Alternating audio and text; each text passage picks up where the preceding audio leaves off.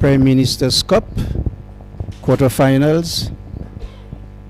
South Castries versus Central Castries.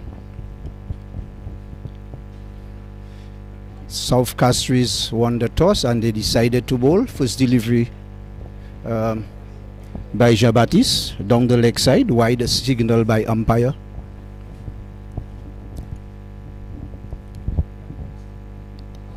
Beautiful evening, folks. Wherever you may be, we at the Mindu Philip Park. Jabatis into Theo Edwards, strokes it to mid-on. Feels well. There is no run.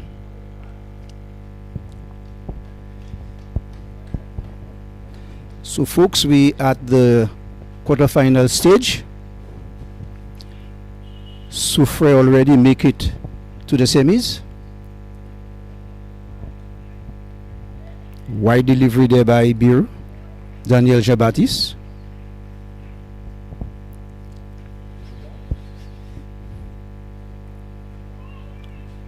The two opening batter for Central is young Theo Edward and Jamal James. Left and right combination. And this is a good delivery there by Daniel Jabatis. Good bounce there.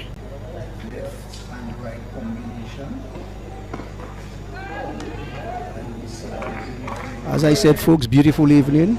We out for a thrilling encounter between these two teams. Jabatis. Few strokes this one there straight to point. Good looking shot there by young Theo Edward. Score remains 2 without loss.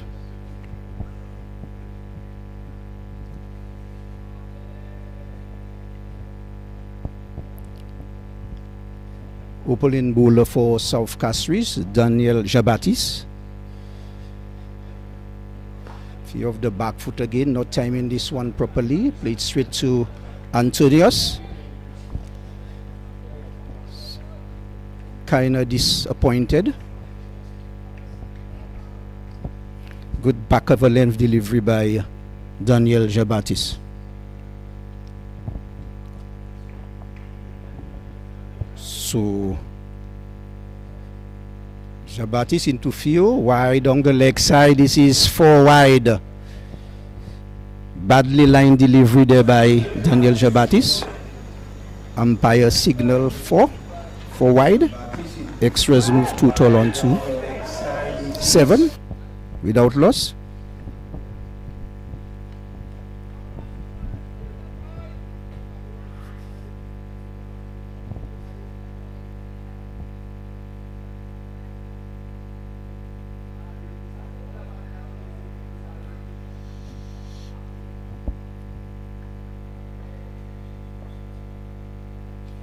Jabatis.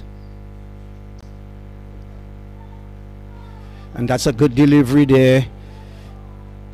Theo taking the outside edge of the bat and then outside edge of the bat and went to square leg for 4.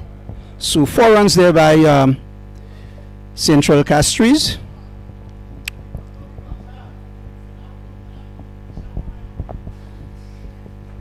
So score moves on to 11.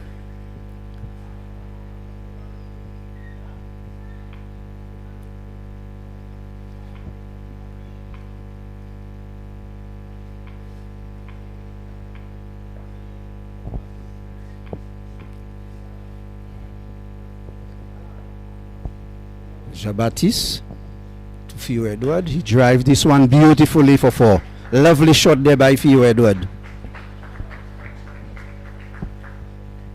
Just coming forward and strokes it beautifully for 4. So this is the end of Jabatis over. Central Castries 15 without loss.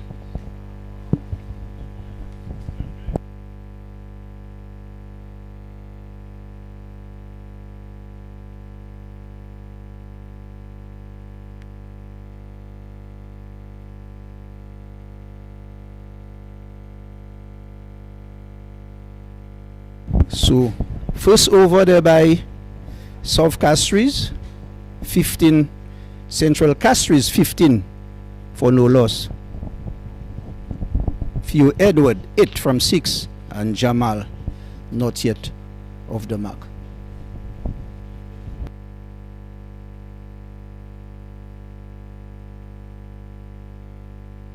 So it will be Aaron Joseph. He will be bowling from the river end. Jamal James is marking his guard.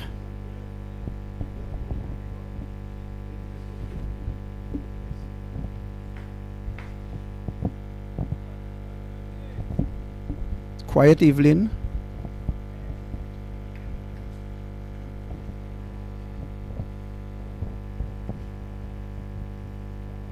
Nice weather, cool breeze.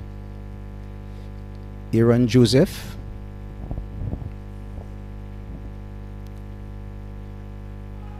Good delivery there. Jamal back and across. Plays it to Midon.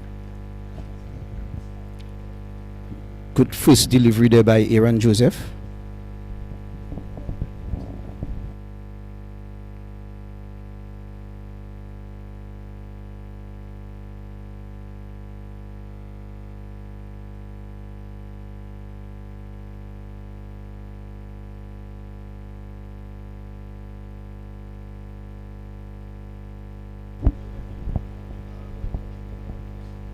Joseph back to his mark.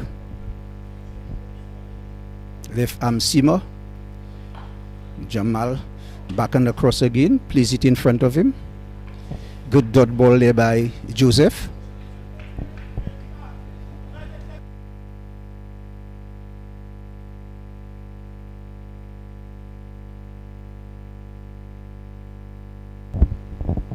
This is the second over bowled by South Castries.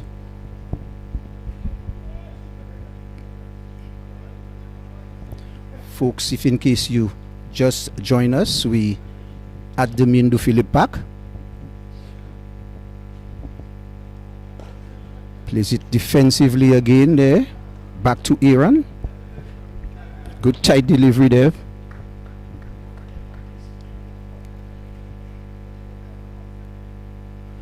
Over number 3, score 15 without loss.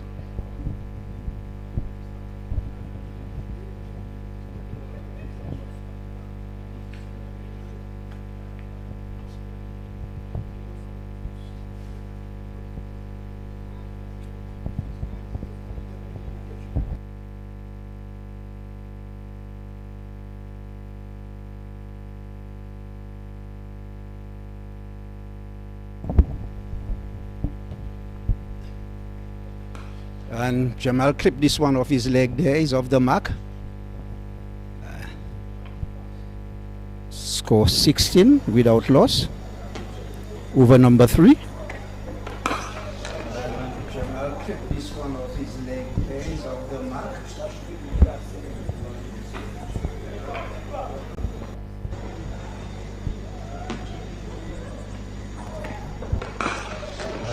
Jamal clipped this one off his leg there.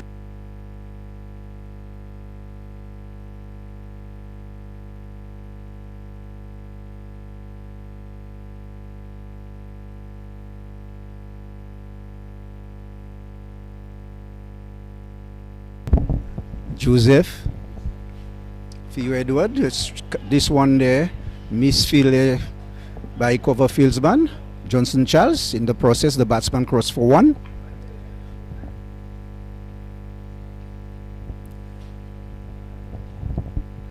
Not well timed there by Theo Edward.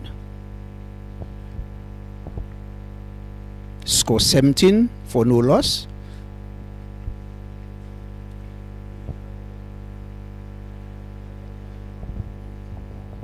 Over number 2. Joseph. Again.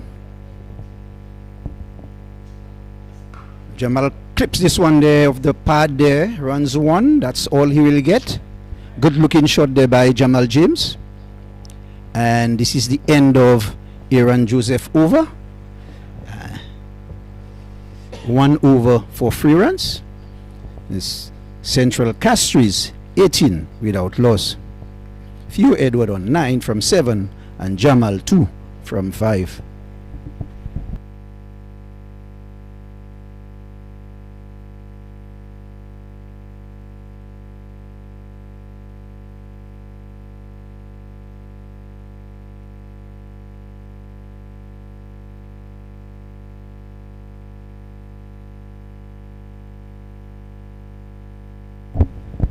Crowd just start building up.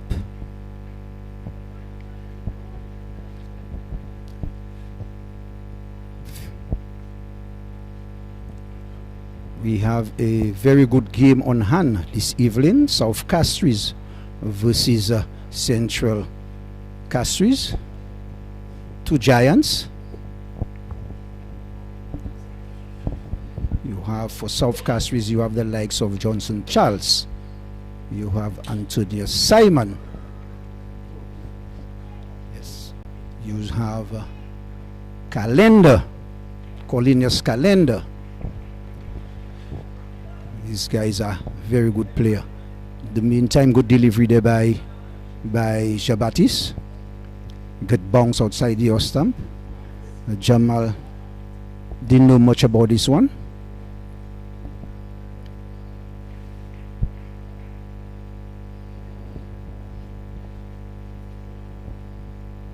Daniel Jabatis.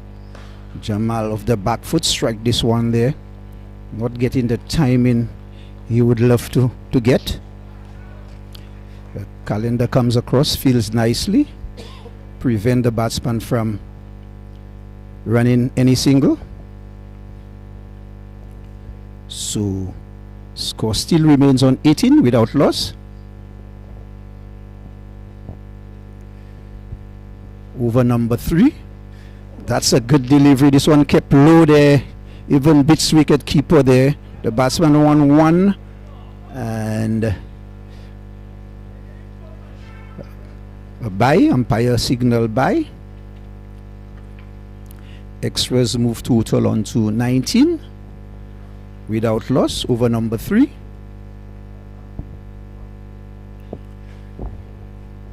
Jabatis is working out some pace this evening. Tall, strappy lad.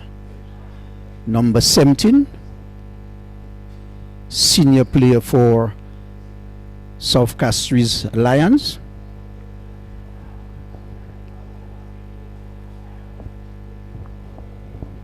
Daniel Jabatis.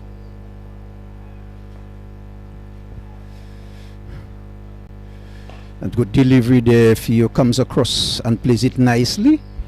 And straight to Royce, who fields, and there is no run.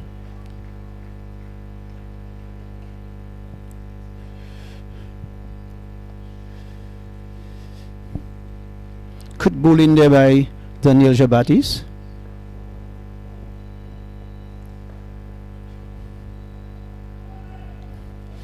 And this one off Fio's body there, works it there fine. The batsman run 1, they're coming back for the second.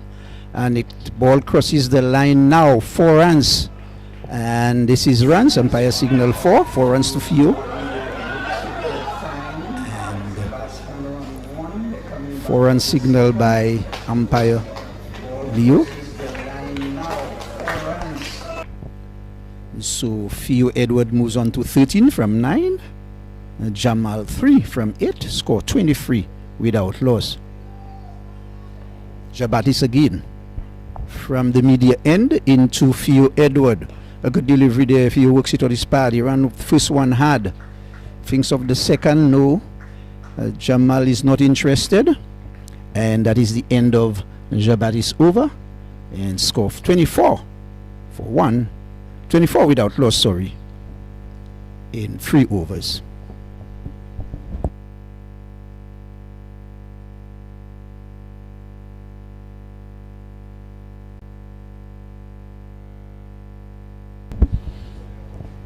South Castries at the moment, Central Castries at the moment going at 8 runs per over.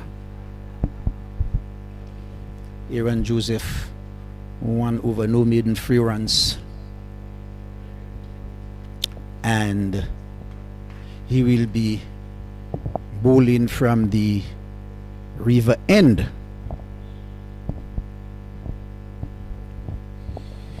He will be bowling the 4th over. Aaron Joseph. And Theo clip this one off the pad there for a beautiful 6. Into the masher ground for 6. Good shot there by Theo Edward.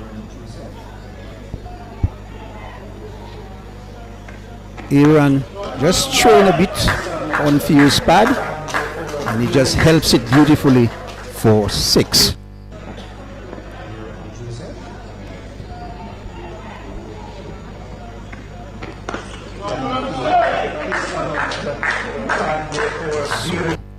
Central Castries moves on to 30 without loss. Theo Edward 20 from 11. Jamal free from 8.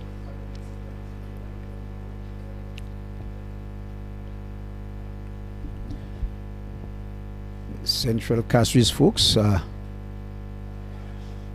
insuited by South Castries, and at the moment they are 30 without loss. The 2 opening batters, Theo Edward and Jamal James. At the moment we have a slight delay.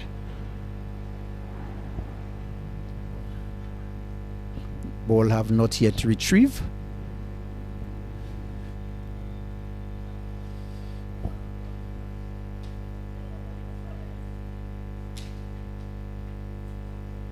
And it's back with us now. We shall continue. Umpire Caesar Dikoto is inspecting it. It's okay.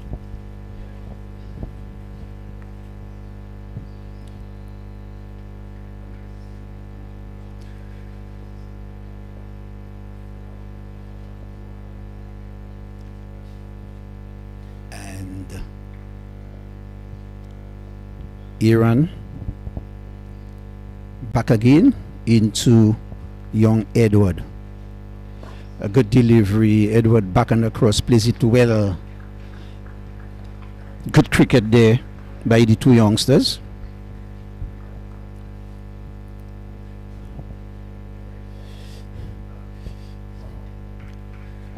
Good start there by Central Castries.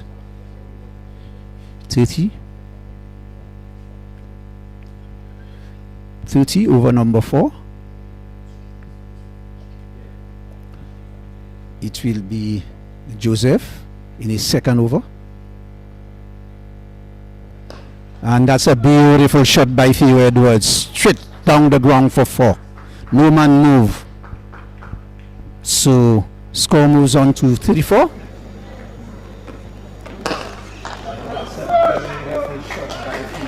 Good positive shot there by the young man.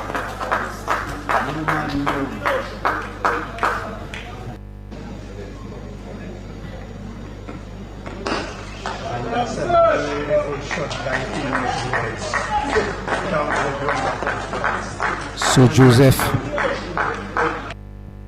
back with us again into young Edward, and he hits it straight back down the ground there,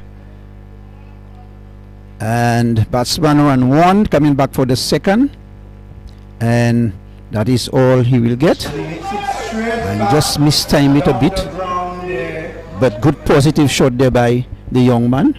The score moves on to 36 without loss. Theo Edward 26 from 14, and Jamal free from 8. Current run rate 9.8. So good going there by Central lads. And he hit this one high in the air. Someone is underneath it. Let's see. He's underneath it, and he make a mess out of it. Calling us misjudged this one badly there, and Theo Edward gets a chance. So bad miss there by the South Castries lads. So score moves on to 37 for no loss. Theo 27 from 15. Jamal free from 8. Joseph back Bowling to Edward. And he hit it straight to wideish mid on for 6. So Theo Edward will pick them pay, hitting his second ball there for 6.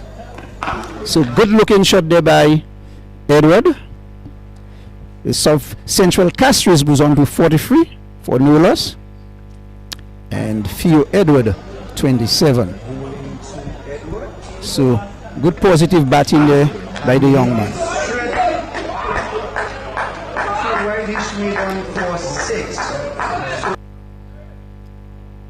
So think it's the end of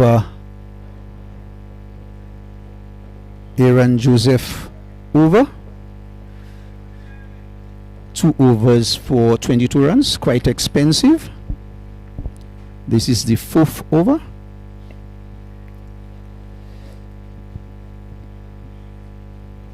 We're live at the Mindu Philip Park. Quarterfinals between South Castries and the Central Castries. This is the PM's Cup. So we have a bowling change. It will be Royce Paul will introduce towards the media's end.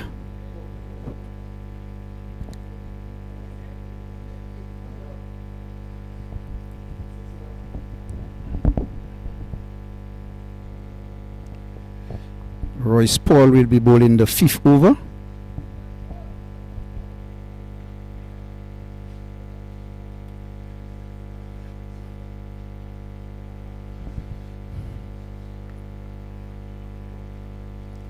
Royce and Jamal off the back foot and hits it firmly to backward square. He comes one, getting the second there. Well run. So 2 more runs for Central Castries. Moves the total on to 46 without loss. Jamal moves on to 5 from 9. Theo Edward 34 from 16. Royce of the back foot again. Good delivery there by Royce Paul. Pushing this one a little faster there.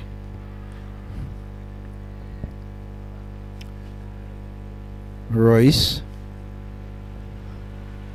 from the media end, and Jamal strokes this one to mid wicket, run 1, and he contented with only 1. Score moves on to 47. This is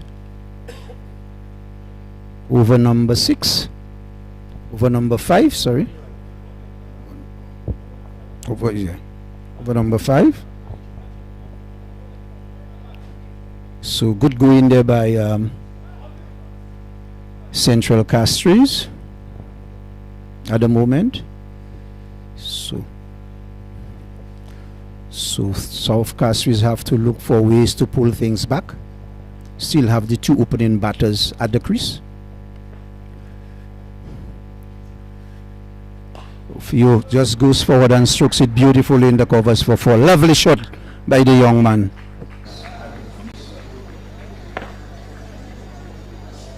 Good hands there by young Theo Edward. Score moves on to 51. Theo moves on to 38 from 17. Jamal 6 from 11. So we live, folks, at the Mindu Philip Park. This is Castries, a famous ground.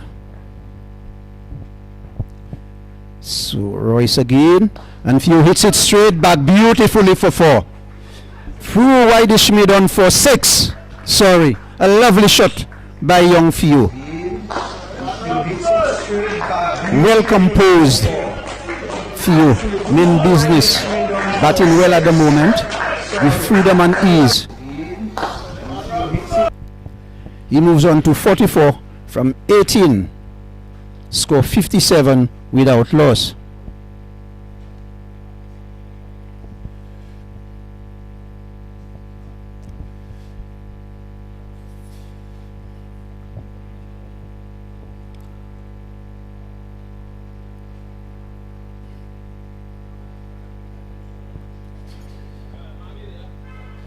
So Royce Paul will be bowling his last delivery in the 5th over. And Few nicely come down on it, nice driving it there. And Collinas comes around, feels well, but in the process the batsman ran 2. Good running. So it's Central Castries 59 without loss. Few Edward 46 from 19 and Jamal James 6 from 11. So folks, next commentator, I will introduce you to your voice, Dwight Thomas. Yeah, good evening to our listeners and viewers. So as of right now, with 1 over left in the power play, change of bowling from the northern end, it's going to be Tonya Simon, the captain of the South Castries cricket team, and he would need to break this partnership. So far this pair, they've put on 59 in 5 overs. So having won the toss, South Castries, and deciding to bowl first, they would have wanted by now to maybe have gotten a breakthrough or 2. So as of right now, I would say Central Castries is large and in charge. And a large part of that has to do with Theo Edward, who's not out on 46 of only the 19 deliveries, which has included 5 fours and 3 magnificent 6s. Some adjustments being done to the field. Tonya Simon ensuring that the field is exactly the way he wants. So as of right now, he has 2 fieldsmen out. That's going to be the long off and a deep mid wicket, and he's going to be bowling to Jamal James on the other hand, who's 6 of the 11 deliveries.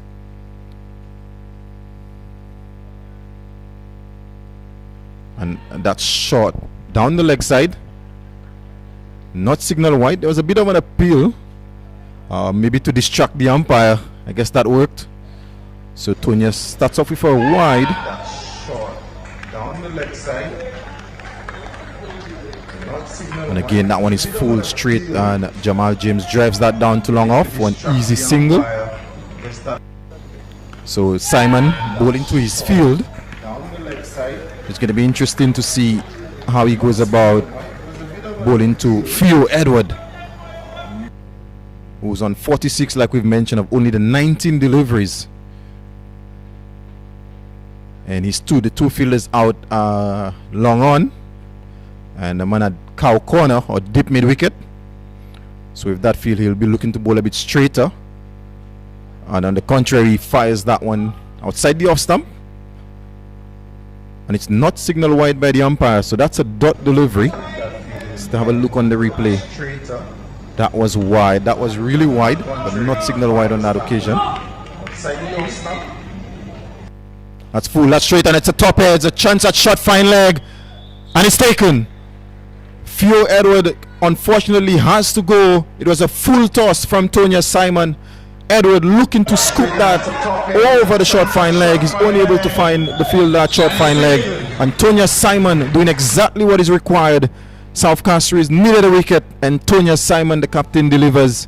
Theo Edward batted really well for his 26, but 46, sorry. So unfortunately, he has to go for 46 of 20 deliveries. And Central Castries lose their first wicket, 60 for 1. And the new batsman is Captain Stephen Natram, coming in at number 3. We're used to seeing him opening the batting, but strategically they've made a change, so it's going to be Stephen Natram in at number 3. They've got a really good start, so they're just going to be hoping that the captain pushes on. And he's going to be facing up to Tonya Simon, who's bowled the 4 deliveries so far, taking the wicket of Theo Edward and conceding the 1 run. So exactly what was required. South Castries needed a breakthrough. The captain has delivered. Similar field to the field that he had for Theo Edward. There's the long on and a deep mid wicket as the 2 fielders out of the 30-yard circle. Full delivery again, and Stephen Natram just pushes that down to long on for an easy single. where Aaron Joseph does the fielding. Brings Jamal James back on strike, who's 17 of 13 deliveries. So not showing the aggression that we saw earlier from Edward.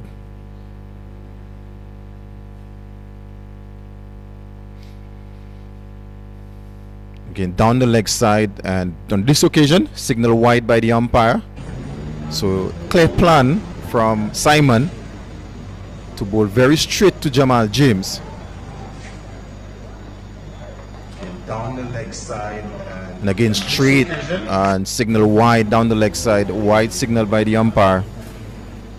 So Tonya Simon clearly wants to bowl straight, but he's getting too straight on the last two occasions.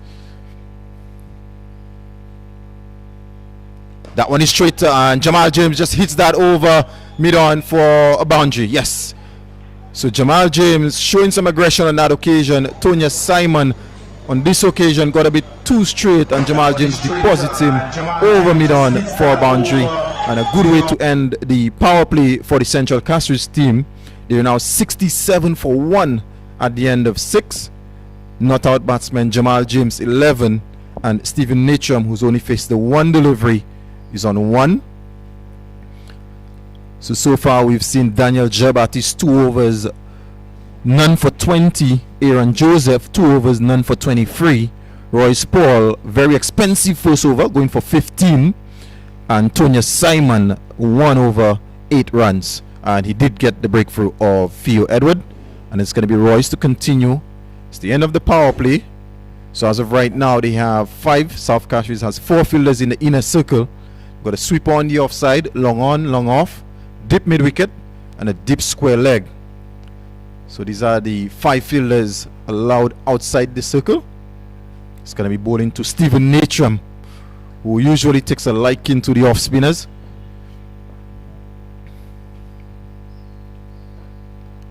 That's short, and Stephen looks to paddle that, and was not able to get bat onto it. Came off the 5 guard and rolled to the short fine leg, where Tonya Simon does the fielding. Very straight on that occasion from Royce Paul. Not much turn on offer. If anything, he's getting a bit of drift away.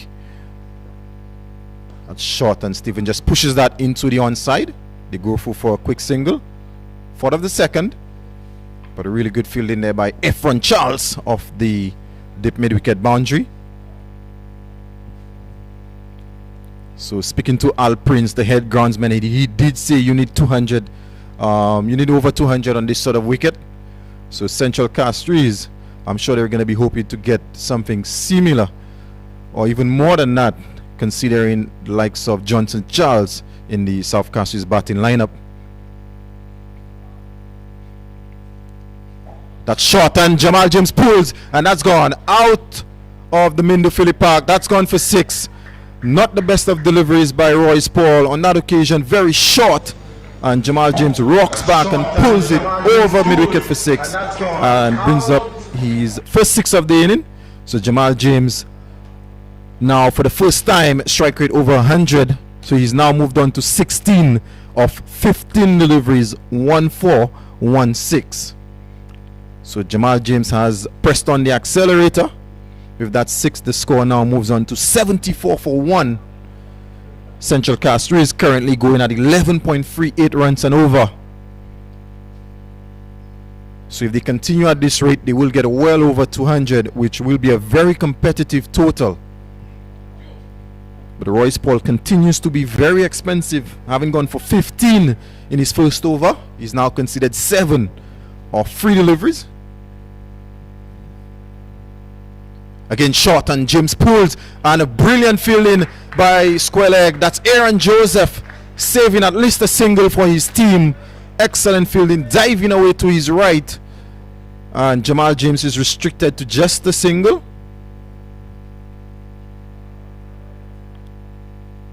Royce Paul will be thankful for that excellent save there by Aaron Joseph. The big fast bowler putting in the effort. Now 75 for 1. Stephen Natrum on strike. Good, much better delivery, and Natrum just pushes that to the vacant mid-wicket for an easy single. Much better delivery. A bit slower on that occasion from Royce Paul.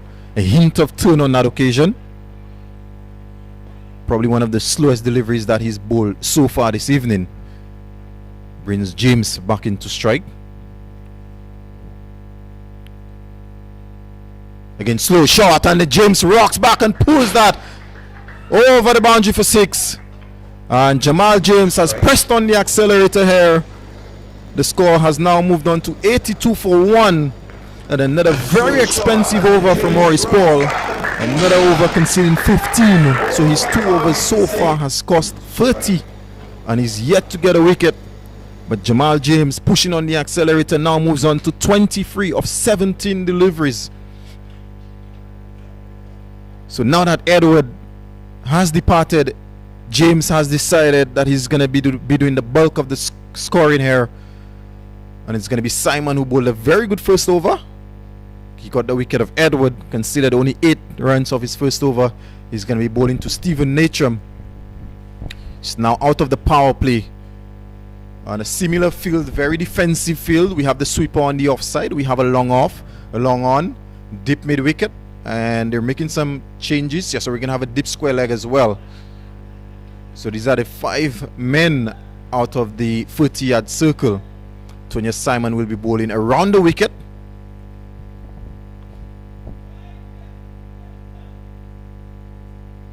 And full outside the off stump, and Natram tucks that one down to long on. Will only be a single. That was very wide outside the off stump. Maybe Natram would have been better off looking to maybe hit that one through the offside. He dragged that one down to long on. Brings James into strike.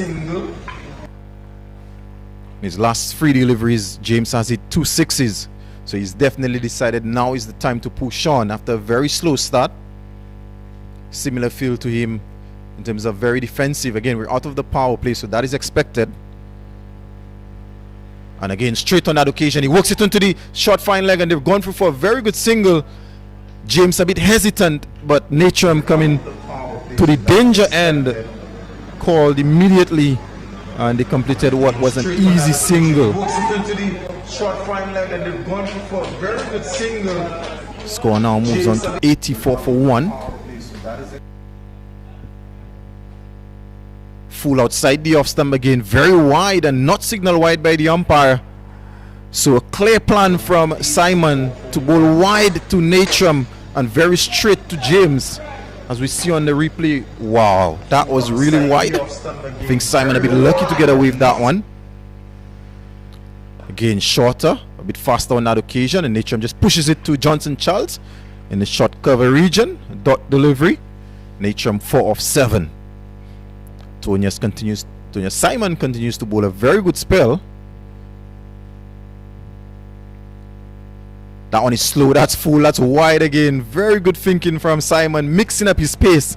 Defeated Natram on that occasion with the lack of pace and a good dot delivery. Maybe Natram is just buying his time. That one is shorter, faster, and just pushes it down to long off. They've gone for 1. They're thinking of the second, but Jamal James is not going to come back. Excellent fielding by Royce Paul on the long off boundary.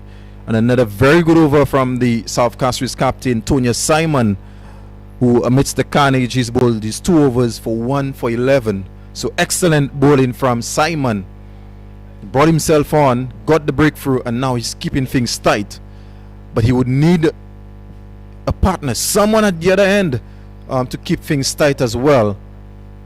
And it looks like there's going to be a bowling change after Royce Paul bowling 2 overs for 30. Looks like it's going to be none other than Johnson Charles to bowl from the Players Pavilion end or the southern end here at the Mindo Phillip Park. So at the end of the 8th over, Central Castries 85 for 1, and Johnson Charles is going to be bowling off spin. Not the usual medium pace that he's known for, but he's going to be bowling some off spin to Stephen Natram.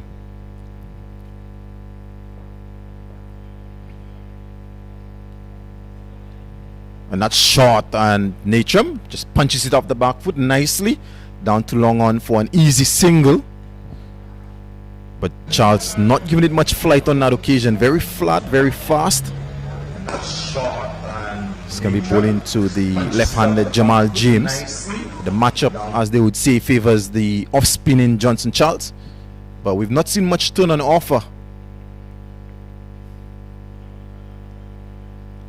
Okay, that's full. That's angling down, drifting down the leg side, and signal wide by umpire Leo. So again, pretty similar to what we saw from Royce Paul. Not much turn on offer. But a lot of those deliveries are just drifting into the left-handed pads.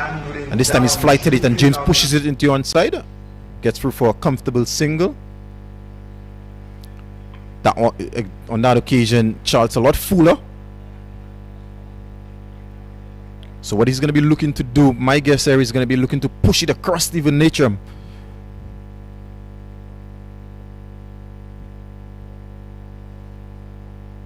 And that's short. That's too short. That's way too short. And Natrum just pulls that over short fine leg, and it's going to go into the boundary now.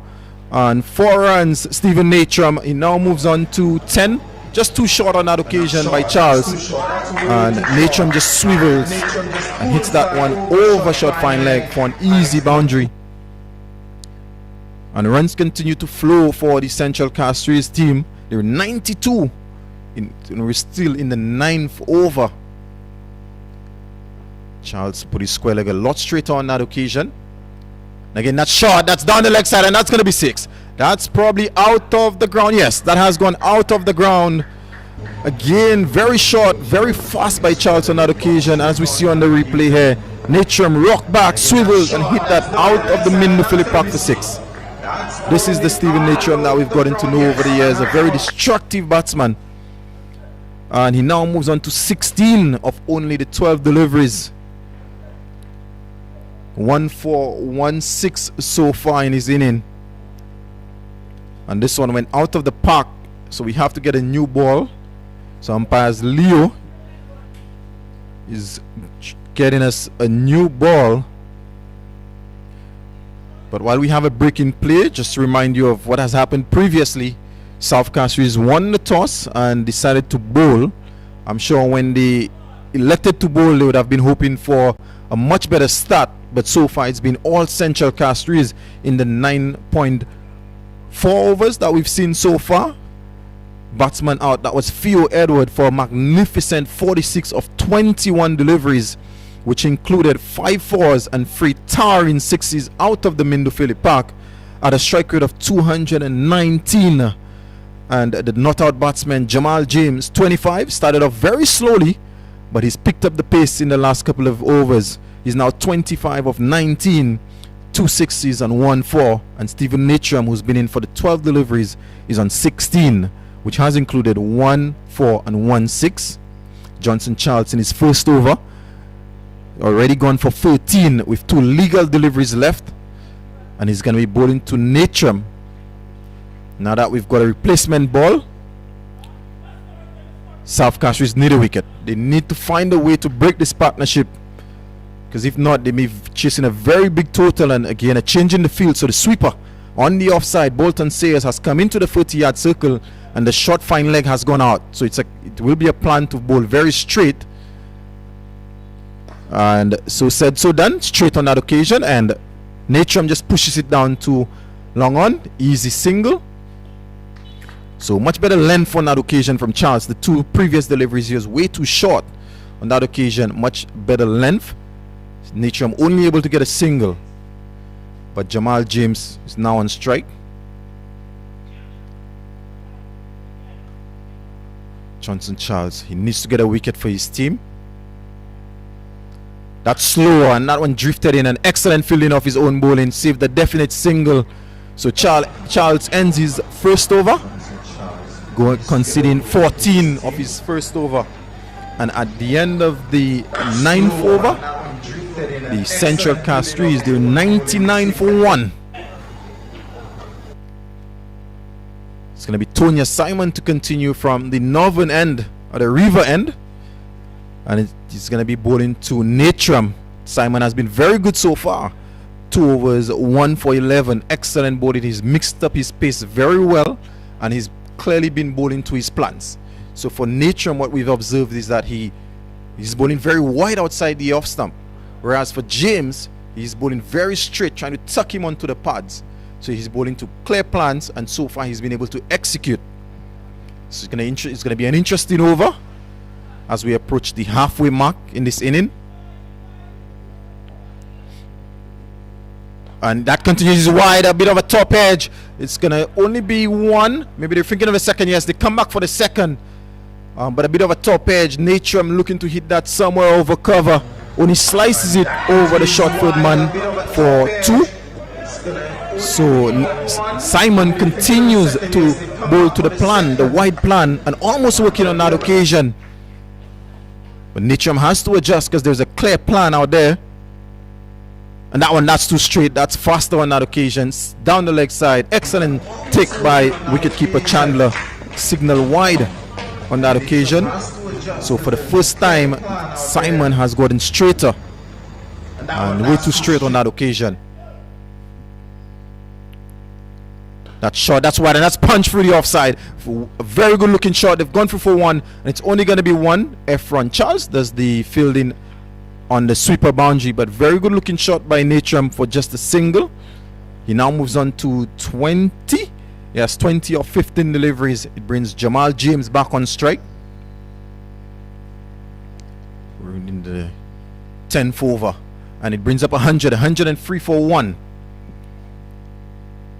And Jamal James drives straight to Bolton Sayers at cover. Looking at the toe of his bat, may have broken his bat. Took the bottom edge. Some pressure being applied in the dressing room for James to kick on. We could head from the commentary box. Maybe Central has sights on getting 250, 270.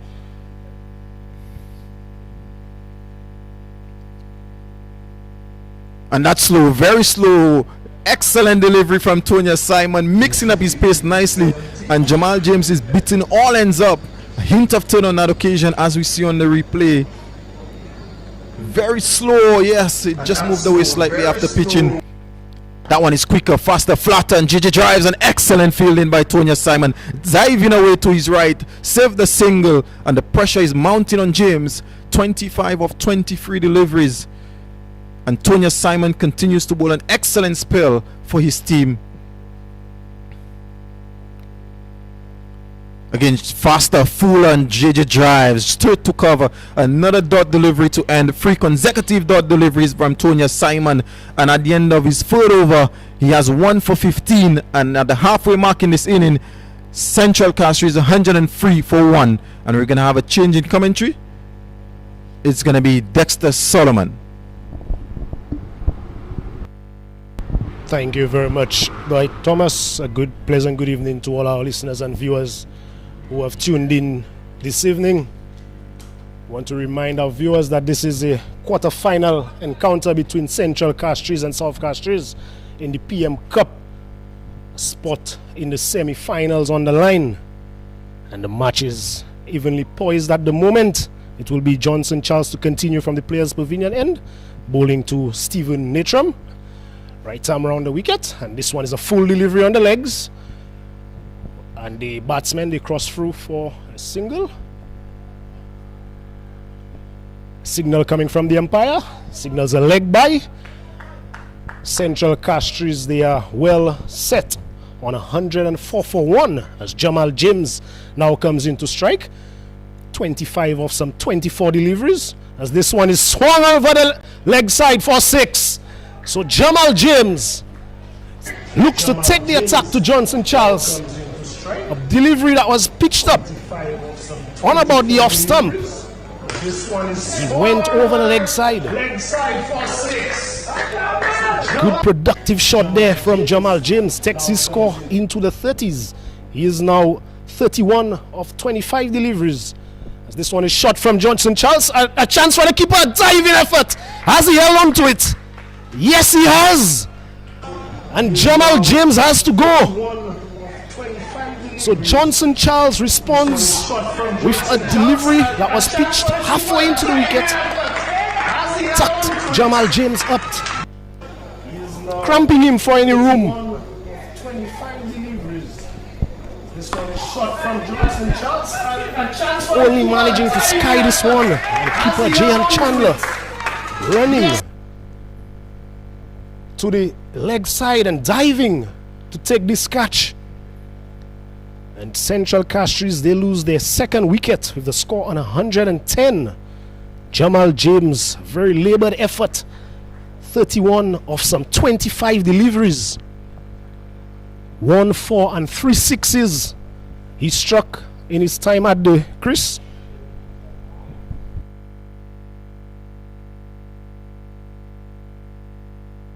So a much needed breakthrough from the South Castries team. The Central Castries team, they were striking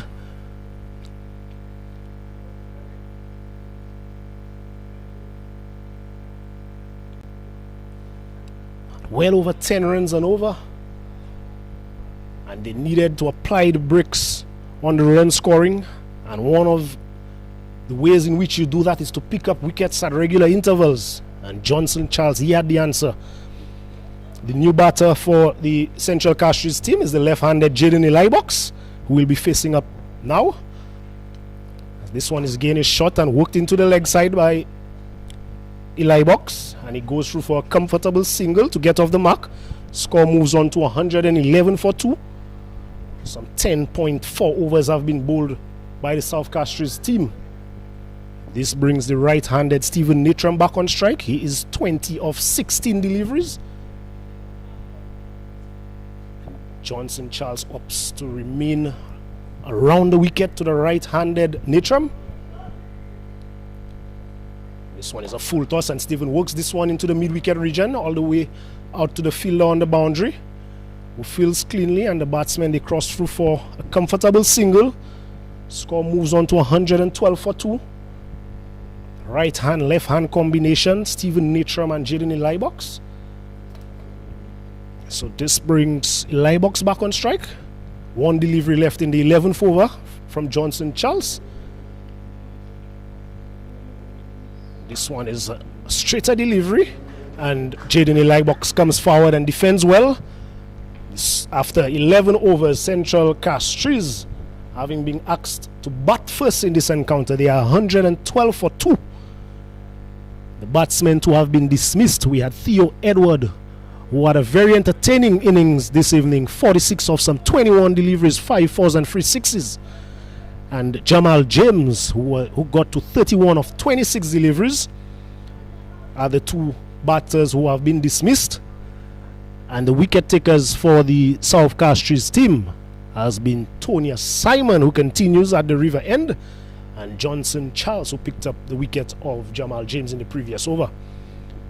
So it will be Stephen Natram on strike to facing up to the right arm off spin of Tonya Simon. Right arm around the wicket, and this one is a full toss. Full toss outside the off stump, driven all along the ground, down to the long off region, and they cross through for a comfortable single. Takes Stephen to 22 of 18 deliveries. And the left-handed Jaden Elibox comes on strike. Jaden Elibox, one of those batters on the local circuit known for his explosive batting and stroke play. Tonius remains around the wicket to the left-handed Elibox, and this one is a straight delivery attacking the stumps. Tonya Simon, he has bowled excellently so far. The captain of the South Castries team really leading from the front. Precious dot ball.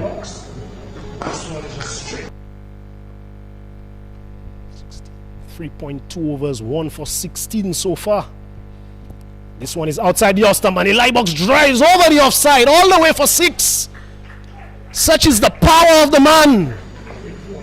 As we look at the replay, a full delivery outside the off stump. Jaden Elibox with an expansive drive over the offside all the way for 6. Takes him up to 7 of 4. The score 119 for 2. As I was just alluding to the fact that Jaden Elibox is one of those batsmen well known for his explosive stroke making, his explosive stroke play, and he shows just that with a delivery that was flighted out outside the off stump. Too much room on that occasion from Tonya Simon. And Jaden Eli Box, he was equal to the task. 6 runs to his benefit. 119 for 2. Side over number 12 as Tonya Simon continues. And this one is a lot straighter. And Eli Box tries to open the face and run that one down to the short third man region. That one going straight to the field at point. Feels well. There's no addition to the score.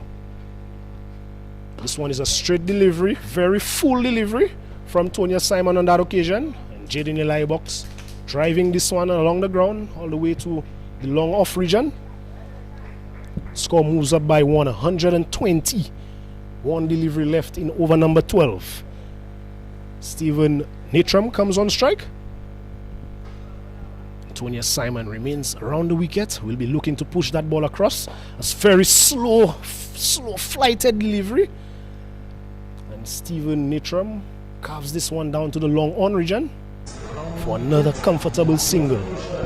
This takes his score up to 23 of some 19 deliveries. And we have the end of another over. Some 12 overs have been bowled in the first innings. Central Castries, they are 121 for 2. South Castries earlier, they won the toss and elected to field first. In this quarter-final encounter, spot in the semi-finals up for grabs. We have 2 teams who have booked their place in the semi-finals so far. Last evening, Soufre and the Choiseul team are patiently waiting. And this evening we have 2 games taking place. This one right here and one at the Barbalastic grounds in Grosile between Babono and Grosile, as it will be Johnson Charles to continue Stephen Natram. And this one again is a full delivery on the line of the leg stump, and Stephen works this one into the mid-wicket region and come through for a comfortable single. Takes his tally up to 24 of some 20 deliveries. The score moves on to 122 for 2. Left-handed Jaden Eli Box comes on strike. Projected score now reads 200 as this one is a short delivery, and Eli Box swings this one high over the mid-wicket region for another 6. So as we look at the replay on this one, Johnson Charles really giving that one some air, but way too short. Loose delivery from Johnson Charles, one would say. And Jaden Eli Box capitalizing and depositing that one over between the long on and mid-wicket region for 6. He moves on quickly to 14 of 7 deliveries. This one is flighted outside the off stump and he drives this one upishly. One bounce into the fence now. So Jaden Eli Box dealing in boundaries now. Johnson Charles really giving this one some air. Not managing to pitch this one. Full toss outside the off stump. And Jaden Eli Box going via the aerial route over the offside, eluding the sweeper on the boundary. Johnson Charles continues, and this one is flighted, and Jaden Eli Box deposits this one over long off for 6. So 6, 4, followed by another 6. Jaden Eli Box, he is on the match here this evening at the Mungo Phillip Park. Moves into the 20s. He is now 24 from 9 deliveries. 1, 4 and 3 towering 6s so far. Expensive over so far. This one is short and he swings this one over square leg for 6. So really toying with the bowling of Johnson Charles at the moment. Jaden Eli Box, he is in full flow. What a sight. Short delivery from Johnson Charles. And really Jaden Eli Box just swiveling and depositing that one over the square leg region for 6. His 4th 6 of the inning so far. 30 of 10 deliveries. And Central Castries, they have moved on to 144 for 2. 1 delivery still left in over number 13. The partnership has now moved on very quickly to 34 between Jaden Eli Box and Stephen Natram. And Jaden Eli Box, he has contributed 30 of those 34 runs in the mere 10 deliveries that he has faced. So very destructive innings so far. 34 of 14. South Castries, they really need to break this partnership. Johnson Charles, 1 delivery left in the 13th over. Right arm around the wicket, and Jaden Elibox just tucks this one into the leg side. Picks up a very easy single. Great batsmanship, one has to say, from Jaden Elibox, shown in that over after hitting some 4 boundaries in that over. The final delivery, really not taking any risk, playing it safe and tugging that one for a comfortable single. After 13 overs, Central Castries, they are 145 for 2. Stephen Natram, he is 24 of 20. And Jaden Elibox, he has surpassed Natram since arriving at the crease. He is 31 from 11 deliveries. Central Castries, they are scoring at a rate of 11.15 runs per over. And we have another bowling change. It will be Royce Paul returning into the attack, or being reintroduced. He will be replacing Tonya Simon at the river end, and he will be bowling to the explosive Jaden Elibox. Projected score now reads 224, and the Central Castries team, they would know that with the batting might of the South Castries team, they would want to get as close as possible to that score, if not more. As Royce Paul, right arm around the wicket to the left-handed Elibox, who scoops this one all, and it goes close to the fine leg region and goes into the boundary now. So as we look at the replay, this one was on the line of the leg stump, and Elibox really stooping very low in his crease and swiveling this one in the vacant fine leg region. One bounce into the fence for 4. The last 6 deliveries he has faced Elibox, 5 of them have been deposited in the boundary. He is now 35 of 12. Royce Paul continues. This one is straighter and swung into the mid-wicket region by Elibox. Efren Charles comes off the mid-wicket boundary and fields well. Limits them to just 1 run. 150 up for the Central Castries team. 150 for 2 in 13.2 overs. Royce Paul, he has been very expensive this evening. 2.2 overs for 34 runs. He has not picked up a wicket, as we see some field changes as the right-handed Stephen Natram comes on strike. And this one is on the line of the off stump, and Stephen is back and punches that one along the ground to the fielder at long off. They go through for another single, and Stephen is really playing the situation well here, with Jaden Elibox batting really well and being very explosive at the other end. He's very keen to just rotate the strike and let Jaden Elibox face the bulk of the deliveries. As Royce Paul continues, and this one is a straight delivery.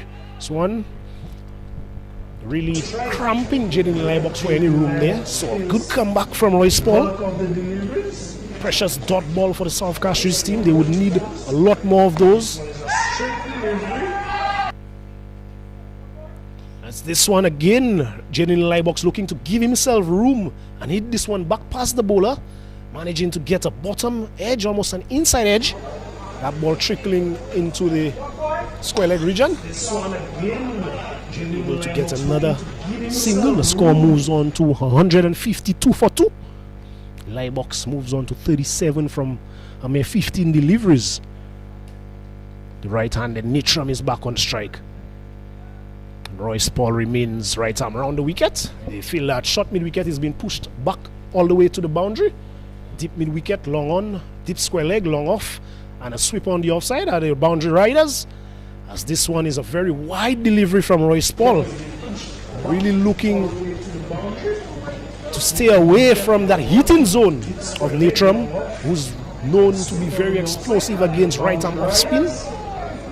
So a clear plan to bowl outside the off stump to him. Another wide conceded by Royce Paul. 15 extras have been bowled by the South Castries team so far. This one again is wide outside the off stump, but Stephen reaches for this one, only managing to sky that one. And the fielder coming in from the long on boundary, losing his footing and not being able to make any attempts at the catch. Really unfortunate for the South Castries team on that occasion. Royce Paul sticking to the plan of bowling wide outside the off stump to Stephen Natram. Natram reaching for that one, only managing to sky that one. And the fielder,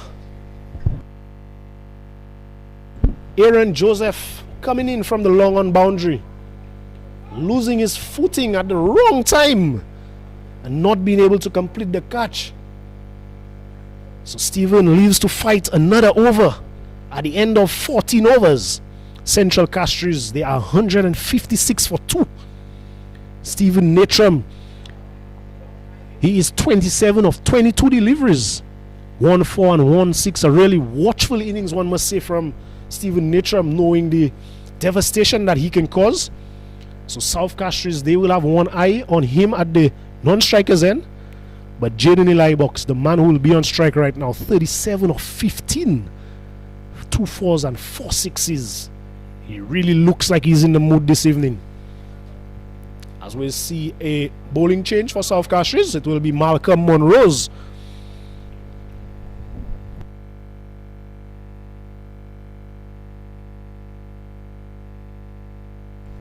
He will be replacing Johnson Charles from the players' pavilion end for his first over of the innings.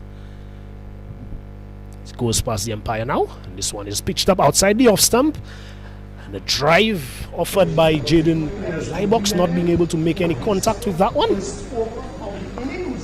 May have been beaten for pace here. The last 3 or 4 overs he had faced was all off-spinning overs. And now with the extra pace of Malcolm Monrose, this one beating him outside the off stump. Score remains on 156 for 2. As Monrose bowls this one again, well bowled outside the off stump. Full delivery, well inside that wide line, using that blue line on the crease as his marker, Malcolm Monrose, and executing really well there. Another precious dot ball. Good start to the over so far.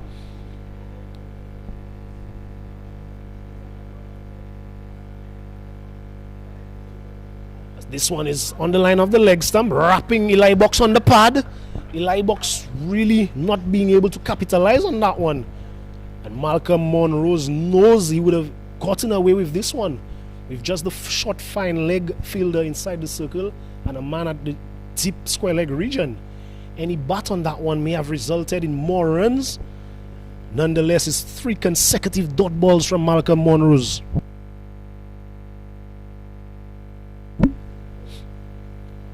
This one is full and driven over the offside. One bounce into the fence. So Malcolm Monrose getting too close to Jaden Elibox on that occasion. Trying to aim for that wide line, but getting a little bit straighter. Elibox deposits that one over the extra cover region for 4. He moves into the 40s, 41 of 19 deliveries. Partnership moves on to 46 of just 21 deliveries. So they have really applied the pressure onto the South Castries team. Monrose continues. This one is shot and down the leg side. This time he does not get away with that one. Jaden Elibox swivels this one past the short fine leg fielder for another boundary. So he's really dealing in boundaries. Jaden Elibox. Earlier in the over, bowled a similar delivery on the line of the leg stump. He managed to get away with it. Second time, not so lucky. Jaden Elibox moves on to 45 of 20 deliveries. The score creeps up to 164 for 2. 1 delivery left in over number 15. Jaden Elibox will have one eye on his half century as Monrose comes in, and this one is deposited straight back over his head. What a way to bring up your half century What an innings this is from Jaden in the eye box. Really a statement knock from the young man, showing all his might and stroke play this evening. What a better time than in the quarterfinals of the PM Cup against your arch rivals in the Castries derby. Jaden in the eye box 51 from 21, and Central Castries, they are now 170 for 2 after 15 overs.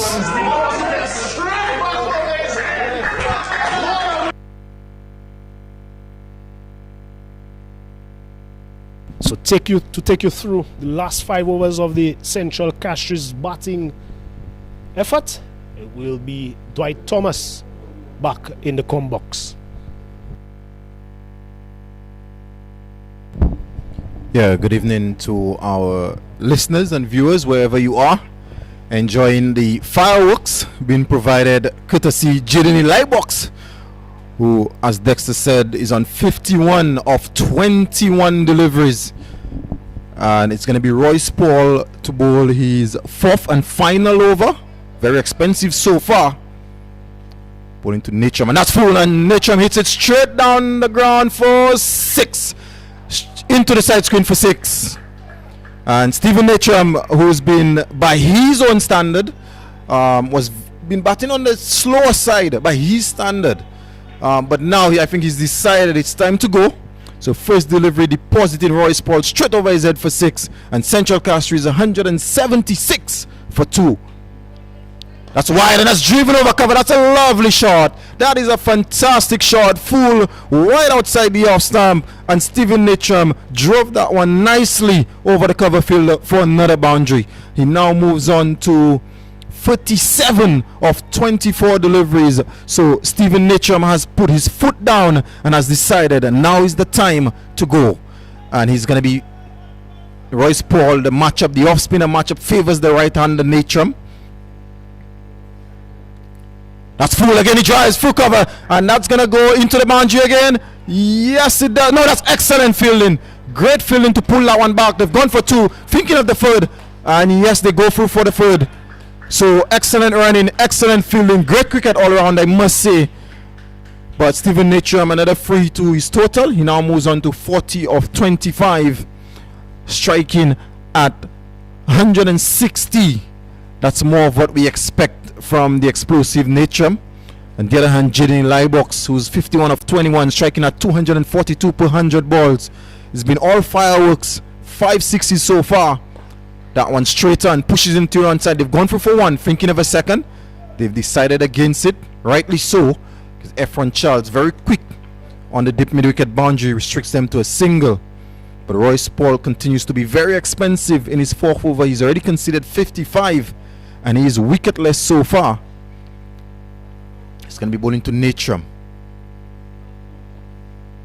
The deep point comes in. So they've got a very straight cover. Wide outside the off-stump. He hits that, and that's going to go for 6. That's out of the park into the Marshall River. And Natrum has decided it's time to push on. And Royce Paul, as we see on the replay, full outside the off stump. It's been a plan all evening to bowl wide to Natrum. I think Natrum has decided it's time to go. He's 100, so now Central Castries 190 for 2. And Natrum moves on to 46 within 4 of his half century. And we're only into the 16th over. So South Castries will be chasing a very big total. That's wide again on this occasion. Natrum allows it to go by. Signal wide by the umpire. So Royce Paul continuing with the wide plan. It's not worked so far, but they're sticking to the plan. Again wide, and Natrum drives that down too long off, and it's a chance, and it's dropped. It's been put down. Simple chance at this level. So the plan on that occasion would have worked with the exception of the number 2 fielder putting a chance down. And he's actually the substitute fielder. Came in for Calendar, who's been off the field with some sort of injury. So South Castries, they've let themselves down in the field. They've put down 3 chances so far, and they've been made to pay heftily as well. 192 for 2 at the end of the 16th over. And it's going to be Daniel Jabatis for his second spell, his third over. His first 2 overs, he went for 20 and also wicketless. So the wicket takers so far for South Castries, Johnson Charles, very expensive, 3 overs, 1 for 46. Antonio Simon, the pick of the bowlers, the captain himself, bowled 4 overs for only 24 and did take the very important wicket, that of Theo Edward. So Central Castries in very control, I would say, with 192, going at 12 runs and over. And they've still got 4 overs left. So there's an opportunity here to maybe get 250. If Stephen Natram and Jenny Lybox bats the next 4 overs, there's every chance 250 is on the cards this evening. But they have to be mindful. There's a very powerful South Castries batting lineup, which includes the West Indies player Johnson Charles, one of the most decorated cricketers from the region in terms of T20. So everyone would matter, because on his day he could take any bowling attack, and we've seen it at international cricket. But it's going to be Jabatis to Natram. That's short, and Natram draw and cuts that one through third man area for 4. And that brings up the 50 for Stephen Natram. 51 of only 28 deliveries, 3 fours and 3 maximums. They now move on to 196 for 2, to the applause of the Central Castries fans. I think they've outnumbered the South Castries fans. We have a handful of spectators, maybe 50 or so. It's going to be Jabatis, and that's wide, and Natram throws his bat at this one, almost driving off the back foot, beaten on that occasion. Good areas from Jabatis. The sort of length that you want to bowl, almost that test match length. It's not necessarily full, and it's not a delivery that he could really play off the back foot. So good dot delivery, very important. Every dot delivery at this point really counts. This time he's straighter, and Natram looking to flick it. Comes for a single. Ow! And a throw from the mid-wicket fielder. Had that hit, Natram would have been on his way. Almost gave up. Almost gave up his hand here. Looking to hit that one over the square leg region. Not getting the timing that he would like. So another dot delivery. So very good comeback by Jabatis. After going for 4 of the first delivery, he's bowled 2 consecutive dot deliveries. That shot, and Natram pulls through mid-wicket. An excellent fielding. Again, another chance for a run out. On that occasion, Natram makes his way back in, but very good fielding from the youngster at mid-wicket. Natram looking to pull that one through the onside. Only able to find the shot mid-wicket. Again, looking for a single, a non-existent single. And again, 3 dot deliveries from Jabatis. So pressure building on Natram. That's full, and that's going to go over the commentary box for 6. And you may have heard that wherever you're listening or viewing, that came off the roof. So big 6 there from Natram. 2 full on that occasion by Jabatis, and no follow through whatsoever. Almost a check drive. And with that, it's now 202 for 2. Central Castries is bringing up 202, and we're still in the 17th over. Last delivery of this Jabatis over. That shot, and Natram spuns that down the ground, and that's gonna go into the boundary for 4. Yes, it does. Valiant effort there by Malcolm Monrose at the long on boundary, but excellent delivery, excellent placement by Stephen Natram, and we've come to the end of the 17th over. 206 for 2. Stephen Natram has now gone on to 61 of 32 deliveries. And he's now had 4 fours and 4 sixes, striking at 184. When I came into the commentary booth in maybe 2 overs ago, I did mention by his standard he was not maybe striking what we're used to seeing, but that has changed. Within 2 overs, he's now pushed on to 61, and that strike rate has gone from about 130 to 184. We're in the acceleration phase, and Central Castries, they're gonna be looking to push on. We're gonna have a change of bowling from the northern end. It's gonna be Aaron Joseph who's an HPC high performance cricketer. So a lot would be expected of him, and he's going to be bowling to Jaden Lybox, who's also a member of that HPC team. So some bragging rights on offer here. Let's see who's going to win this contest. Joseph, his first 2 overs went for 23. Lybox not out on 52 of only the 22 deliveries. He's batted really well and played some very good looking shots. That's full. That's down the leg side. That's going to be 5 wides. So not the best of starts by Joseph. Wide delivery down the leg side, not giving the wicket keeper Chandler much of a chance. Very wide, and 5 wides. They could ill afford to give extras away. 2 score moves on to 211 for 2. And this is the 100 partnership. So far, Stephen Natcham and Jaden Lybox, they've put on 100, folks, of only 43 deliveries. So it's been carnage in this partnership. And that's full, that's straight, that's driven down to long on. So they're going to be 1. So very good delivery from Joseph, full and very straight. Maybe searching for the Yorker on that occasion. And Lybox is only able to find the long on fielder. That brings Natcham into strike, who's now had a change of bat. So maybe he's gone for the heavier one in hopes of hitting a few more 6s. With 2.5 legal deliveries. So that's 17 legal deliveries left in the innings. Central Castries, they'll be looking to maximize. And I know the positive sort of energy that Jaden and Stephen, the way they play the game, I'm sure they're going to be searching in the region of 260. Very confident players.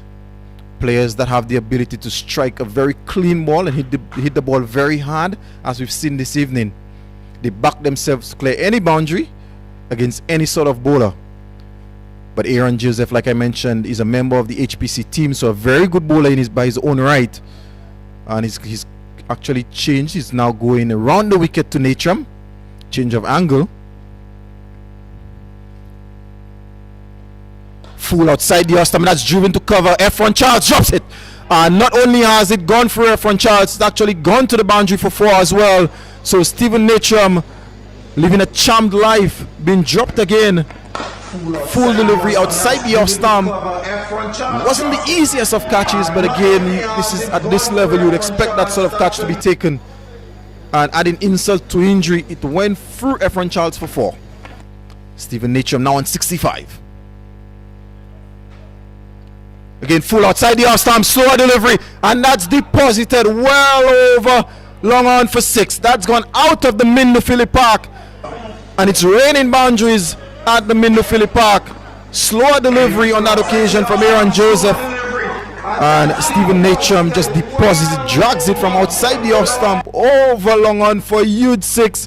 His 5th 6 of the inning so far, and with that he's now moved on to 71 of only 35 deliveries. And the score, Nelson 222 for 5.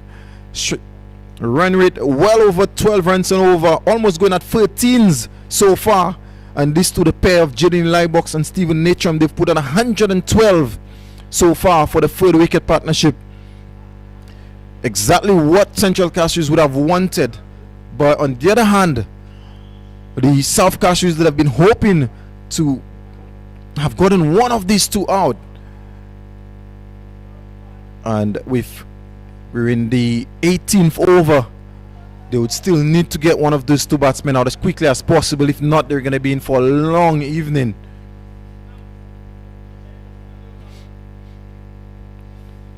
So we had to a replacement ball. So yes, we've gotten the replacement ball, and it's going to be handed to Joseph. So his last 2 deliveries to Natcham going for 4. Drop chance nonetheless, and a 6. Let's see how he responds. And that one is wide, full delivery outside the off stump. Signal wide by the umpire. There's been a clear plan all inning to bowl wide to Stephen Natcham, which had some success, because I think they would have created maybe 2 half chances with top edges, and that last drop chance a couple deliveries ago. But Stephen Natrum has shown that he has the reach to take it from outside off and jog it over the onside. Again, very wide, and that is going to be signaled wide by the umpire as well. So Joseph sticking to the plan but not being able to execute exactly how he would want. Just too wide on that occasion, as we see on the replay here. Very wide, almost hitting the white line.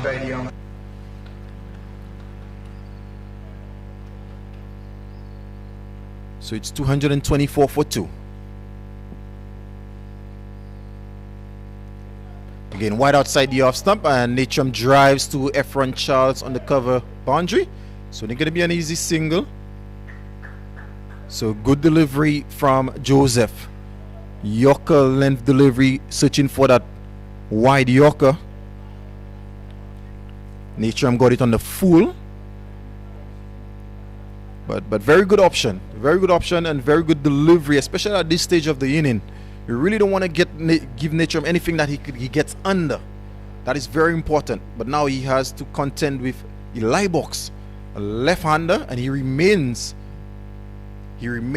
around the wicket to Jaden Eli Box. And again, excellent delivery. Great Yorker. Perfect execution.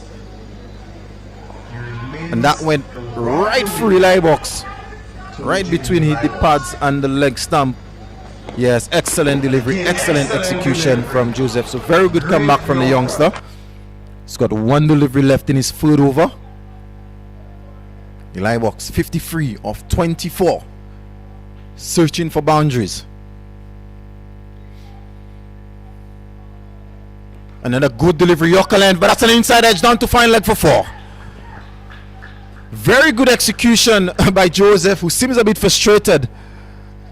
But a bit of an inside edge went past the short fine leg into the boundary for 4 and end the over with a boundary. So at the end of Aaron Joseph's 4th over, none for 46.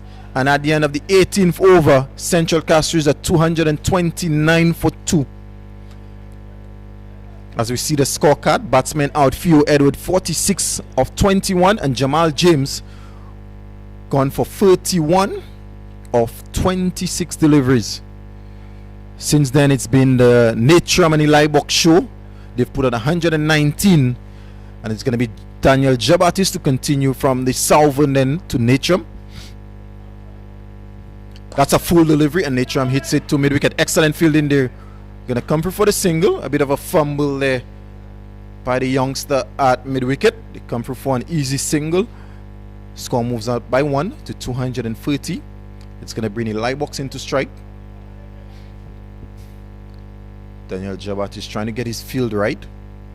So just to give you an idea of the sort of field, he's got the fine leg. He's got a deep square leg, backward square. That's in Bolton says. He's also got a deep mid-wicket and a long on. So we have 4 fielders on the onside, and they're all on the boundary. But he has to bring one in because as of right now, he has 6 in outside the inner circle. So he's now decided that Aaron Joseph at fine leg is going to come in. So he also has a sweeper on a long off out on the boundary. That's full. That's a slower delivery, and that's it. Will that be a chance? That's in the air. And it's dropped. Malcolm Monrose has put down again a sitter. Daniel Jabatis beating Jaden Eli Box with a slower delivery, creating the opportunity, and once again that opportunity is grasped by the South Castries. They've not helped themselves in the field. They've now put down maybe 4 or 5 catches, and they've been made to pay. That was not the best of fielding there by Malcolm Monrose. That's a full good delivery by Jabatis. Yorker length, they've gone for 1. They're thinking of the second, but Monrose again on that occasion misfields, allows the second run. So frustration being shown there by Jabatis, who's not happy with the fielding by Malcolm Monrose on the long on boundary. And Natrum, his score moves up by 2 to 75. So very good over so far in the context of the game by Jabatis so far. yet to concede a boundary in this over. And that's a chance. That's a slower delivery. That's up in the air. The cover is getting underneath it. And he drops it. My word, he's put it down. And Stephen Netram crosses for a second. And it's going from bad to worse for South Castries. Another easy chance. Jabati is doing all he can. Another slower delivery, beating Netram, but it's been put down by Moville. This is his second drop. This is his second drop chance so far. So, and he's actually the substitute fielder, so not covering himself in glory, having replaced one of the better fielders in the South Castries team, Cornelius Calendar. But despite the two chances being put, it's been a very good over by Daniel Jabatis in his 4 deliveries so far, creating 2 opportunities. And this time it's full. It's a chance again. There's a chance. Johnson Charles is getting under this one, and it's taken. Finally, South Castries takes a catch, and it's none other than Johnson Charles with the safe pair of hands. And Stephen Netram has to go for a very well played, attractive 77 of 49 deliveries, which 77 of 40 deliveries as a matter of fact. And Central Castries now lose their 3rd wicket, 235 for free in 18.5. So we've got 7 legal deliveries left on 235 for free. Another excellent innings by Stephen Netram, showing what the power that he has and his capabilities. One of the best ball strikers you will see in this country, I could tell you that. He's been dominating T10 in the Windward Islands countries for the last few years, and he's shown his class tonight. And the new batsman would be Zai Antoine. With 7 deliveries left, his Central Castries will be looking to maximize on every delivery. And Daniel Jabati's well-deserved wicket. He's bowled very well. He's bowled a lot better than what his figures would suggest. In his first spell, he bowled some very good deliveries, some very fiery deliveries as well, and he's finally gotten his reward. That one is short and good delivery, good pace, beats Antoine, who's looking to hit that somewhere over mid-wicket. And Jabatis comes to the end of his spell. It's 4 overs, 1 for 40. And at the end of the 19th, Central Castries did 235 for free. A few minutes ago, I heard Johnson Charles say anything under 240 is well within reach. So if Aaron Joseph can keep them under 5, restrict them for less than 5, maybe South Castries will be happy in this position. One thing I could tell you, it's a very good wicket. So I'm sure they're going to be backing themselves to chase whatever it is that Central Castries get on the board. And this is a quarter-final. It's all at stake. You lose, you go home. So you really got to give it your best. And it's going to be Joseph, and he's going to be bowling to Eli Box. Still operating from round the wicket, which is a bit of a surprise. And that's a good delivery. That's top edge, but that's going to go for 6. That's 6 over 3rd man. Eli Box looking to hit that somewhere over long on. He's only able to get the outside edge, but that flew away over 3rd man for 6. Again, not the worst delivery from Joseph. Execution, looking for that leg stump Yorker, was not far off, but the outside edge, and it's gone for 6. So Eli Box now moves on to 64. 5 4s, 6 6s. 5 deliveries left in the innings. 5 legal deliveries. Again, that's full. Good Yorker delivery. Down to long on. They've gone for 1. They're going to come back for the second. Chance of a run out, but again, misfielded. And they've comfortably gone through for the second. So excellent running there by this pair. Exactly what Central Castries would want at this stage. You want Jaden Eli Box facing as many of those deliveries as possible. He's been in so far for the 28 deliveries with 66. But very good execution so far in this over by Aaron Joseph. He's definitely looking to bowl full and straight to Eli Box.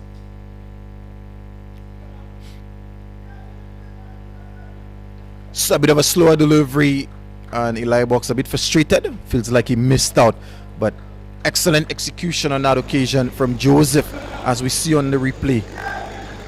Yeah, sort of a back of a hand slower ball on the leg stump. So it's 243 for free. 3 legal deliveries left. Joseph is going to be bowling to Eli box. That's full delivery into the pads and a dot delivery. Eli box looking to just hit that somewhere into the onside. Not able to make contact on that occasion. Yeah, giving himself some opening his stance, trying to give himself access to the delivery. Just not able to do so on that occasion. So, very good stuff by Aaron Joseph. It's been very expensive, considering 54 so far, but 2 legal deliveries left. Eli box looking to maximize. He goes for a scoop. Just gets bat on that. Over fine leg. Malcolm gives chase, but it's going to go into the boundary for 4. So excellent execution by Eli box. He's showing his power. Now he's showing his touch. Got in line and just scooped that over the short fine leg into the boundary for 4. And he now moves on to 70. So Eli box showing his worth, showing his quality, showing his batsmanship.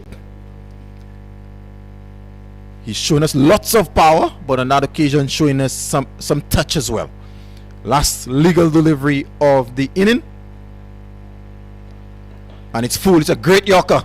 And down to inside edge, down to fine leg. Malcolm Monroe does the fielding. So at the end of the 20, we've come to the end of the Central Castries innings. They've put on a formidable 248 for free. As we take a look at the scorecard, so the not out batsman Jaden Eli box, 71 of 32 deliveries, which included 6 fours and 6 sixes, striking at well over 221.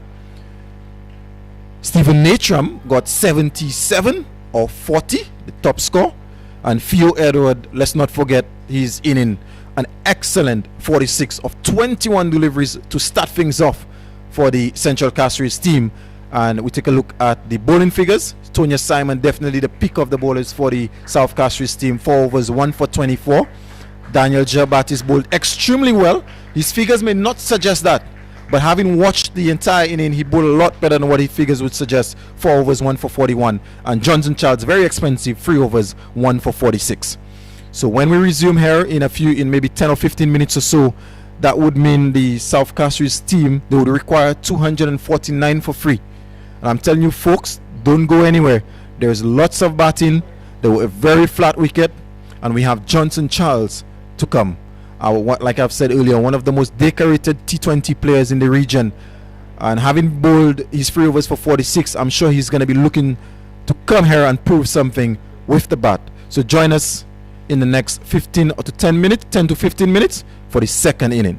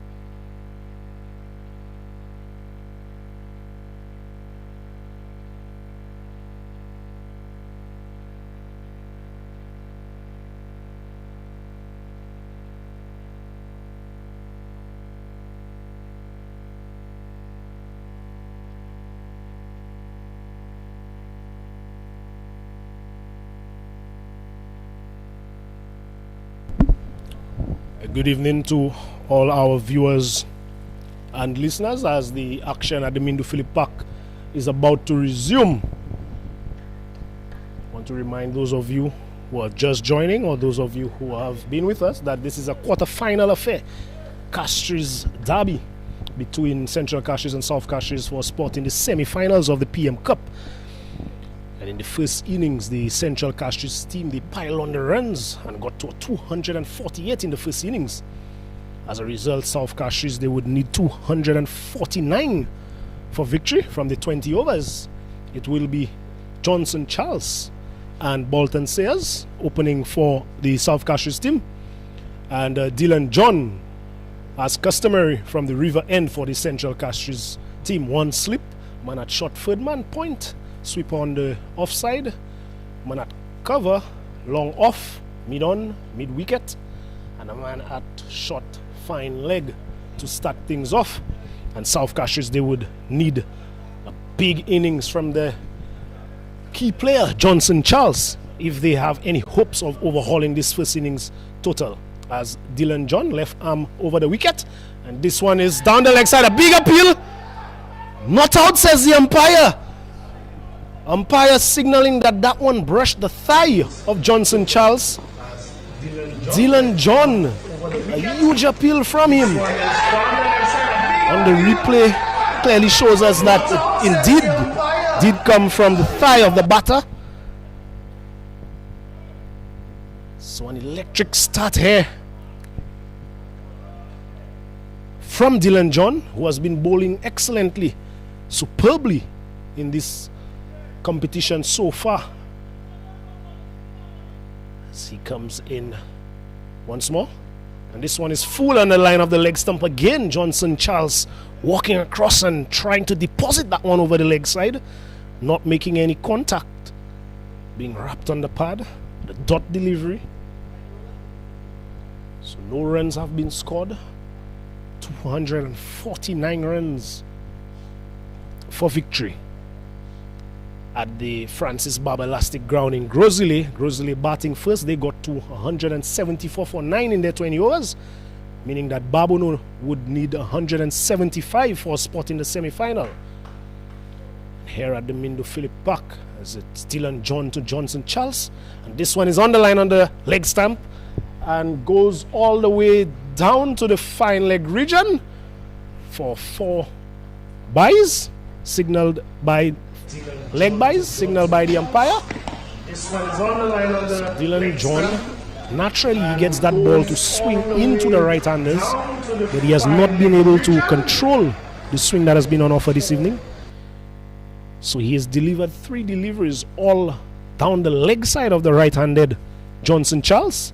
He would want to start those deliveries more on the off stump, swinging back into the stumps. And this one, he gets it a lot better. Loud appeal. Not out, says the umpire as we look at the replay on that one. Johnson Charles taking a step across. That one may have pitched outside the leg stump. So Dylan John still not getting the line right. Everything so far has been angling down the leg side. Missing the stumps. Although he has been appealing, but there's been no danger. The score 4 without loss.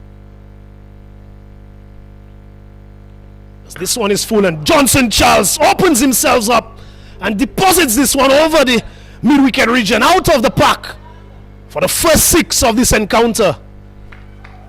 So a statement shot there by Johnson Charles, and the South Castries team, they would need more of the same, with a huge total of 249 runs for victory. The score now moves on to double digits, 10 without loss. So 1 delivery left in the first over, and immediately Dylan John opts to go left arm round the wicket to the right-handed Johnson Charles. And from my vantage point, I could see Johnson Charles batting way outside of his crease, probably in an attempt to negate the swing that's been on offer. Dylan John comes, and this one is hit high and long over the long on region. for another 6. So back-to-back 6s off the bat of Johnson Charles brings the first over to an end. South Castries needing 249 for victory. They are 12 without loss. 16, that should be 16 without loss. 4 leg byes and 2 sixes of the bat of Johnson Charles. So Johnson Charles, he is on 12. 406. So back-to-back 6s of the bat of Johnson. So with a required run rate of 12.26 runs from the South Castries team, Johnson Charles, he has really started in the manner that the South Castries team would need. Man full of experience, international West Indies opening batsman, and his partner who will be taking strike now is Bolton Sayers, a member of the High Performance Centre, a very promising young cricketer in his own rights. He will be facing up to Jaden Elibox, who takes up the attack from the players' pavilion end with his left arm off spin. Line of attack would be around the wicket to the right-handed Bolton Sayers. One slip, a man at point. Extra cover mid-off. Deep mid-wicket. As this one is slow and flighted, Bolton Sayers shaping up to what looks like a sweep shot, but opting to leave this one. Dot ball to start off from Jaden Elibox. This one again is slow, and Bolton is back and punches that one into the mid-wicket region and go through for a comfortable single. Score moves on to 17 without loss. Bolton Sayers is off the mark. Jaden Elibox, he is not one known to try and spin a lot of the deliveries that he's bowled, but this evening he started off bowling very slow, a lot slower than what we expect of him, and he will be bowling to Johnson Charles right now, who is off the mark with 2 sixes in that first over. And this one is flighted on the line of the leg stump. A wide signal by the umpire. Good tick by Stephen Nittram behind the stumps. Storm moves on to 18 of 1.2 overs bowled so far. And Central Castries team, they know how important the wicket of Johnson Charles would be in their efforts to restrict the South Castries team, as Johnson Charles gives himself some room, and Jaden Elibox bowling this one a lot slower, and Johnson Charles having to check that shot, managing to find the bowler, and there's no run. Some mind games, a switch hit, and this one misses everything, even the keeper, and that will result in some byes, but they go through for one, indecisive about the second one. They only manage to get one. So Johnson Charles really showing some innovation early on against the left hand spinner of Jaden Elibox. Right-handed Johnson Charles switch hit, but not making any connection, something that we've seen him employ in the CPL to good effect. This brings Bolton Sayers back on strike. He will be looking to really rotate the strike and give Johnson Charles as much strike as possible. This one is slower through the air and wrapped on the pads, going on with the arm. This one really coming back into the right-hander. Good variations being shown here by Jaden Elibox this evening. A lot slower through the air. Wrapped on the pad. Dot delivery. Jaden Elibox continues. This one is slower and a sweep shot from Bolton Sayers, but finding the man at short fine leg, and there's no run. This brings the second over to an end. So South Castries, they are 19 without loss. A very good over from Jaden Elibox. Just the 2 runs conceded after a more expensive over from Dylan John.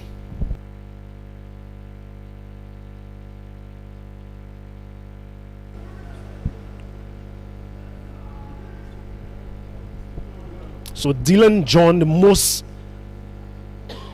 successful bowler in the PM Cups this year, after 1 over in which he was deposited for 2 sixes off the bat of Johnson Charles, he has been replaced immediately. So the first bowling change, it will be Zai Antoine to replace Dylan John at the river end.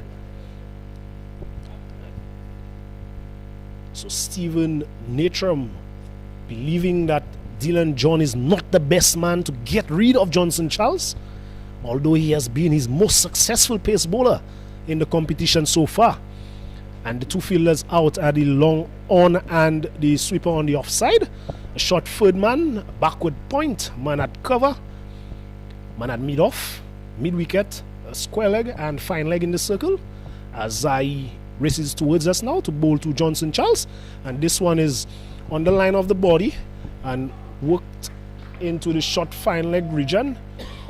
And Kimani Sexius comes around and stops the chance of any single. This one is on the line of the body. Must be Captain Stephen Natram probably thinking that the guile and variations from Zai Antoine is what is required at this moment to break this opening partnership for his team. As Antoine comes and it's a short delivery. This one is a lifting delivery. Good effort ball there by Zai Antoine. Very short man. Not one with a very quick run up, but an effort delivery, really digging this one in halfway down the wicket. And that one making good height. Precious dot ball. So 2 dot balls to start off with against Johnson Charles. 19 without loss. Zai Antoine continues. And this one is another short delivery, but that one is swinged over the fine leg region for 6. So on that occasion, not getting away with that short delivery. So Johnson Charles was quickly into position, getting inside the line of this one and helping it along its way over the fine leg region for 6. He moves on to 18 of 11 deliveries. All his runs have come via boundaries, 3 sixes so far.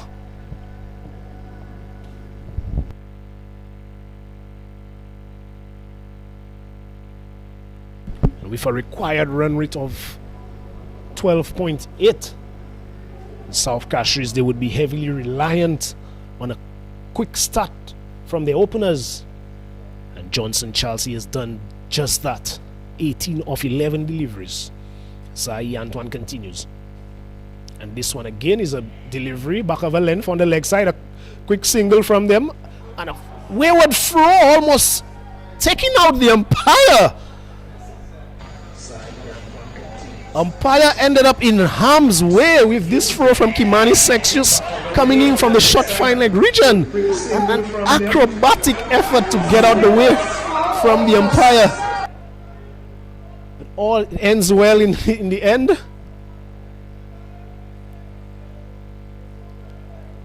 And this brings, this single takes the score up to 26 without loss.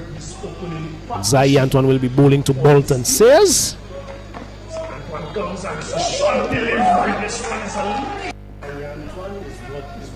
And this one is bowled him.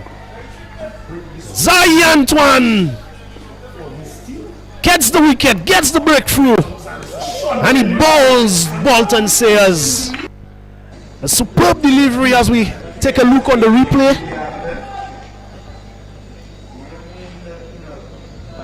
This one was swinging away from the right-handed Sayers, who opted to play around this one, looking to work that one into the leg side, not making any contact, and comprehensively bowled by Zai Antoine. So just the start that the Central Castries team would have been hoping for. And an inspired bowling change by Captain Stephen Natram brings about the breakthrough. We were questioning whether the bowling change or removing Dylan John off the attack was the right thing to do, but it proves to be a very good change by Captain Stephen Natram, with Zai Antoine bowling excellently so far. His 5 deliveries have only conceded 7 runs, and one of those deliveries was a 6 from off the bat of Johnson Charles, and he has picked up the wicket of Bolton Sayers. And the new batsman for the South Castries team is Ephraim Charles. Another product and current member of the High Performance Center. It's very promising right-handed batter. He loves to take on the short ball. Zai, one delivery left in his over. And this one is back and defends well through the mid-wicket region. And they come back for a second. No, Dylan John does well to prevent the chance of a second run. So Ephraim Charles is off the mark right away. And the score moves on to 27 for 1 after 3 overs. So a pretty fast start from the South Castries team. They require 12 point. The run rate now, required run rate now 13.06 runs per over. And if they are to overcome what is required of them this evening, some 222 runs required for victory of 102 balls, they would need a great effort from the two in the middle, as it will be Ephraim Chance, as this one comes back into the right-hander and cramps him for room.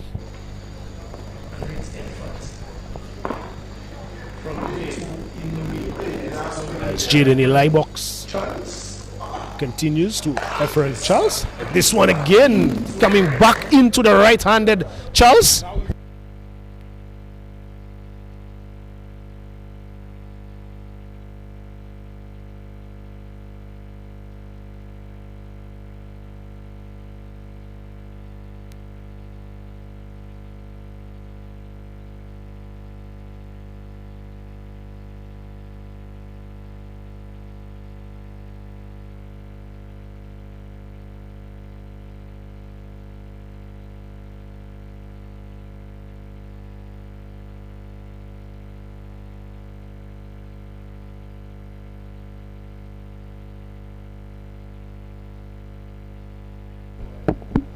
Umpire needing some attention off the field. As you would have heard in the previous over, Kimani Sexius really put the umpire in harm's way with his throw at the non-striker's end. And the umpire needing some urgent attention off the field.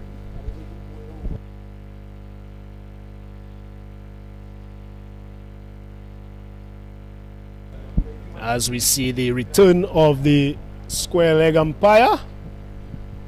And there's a halt in the proceedings of the evening.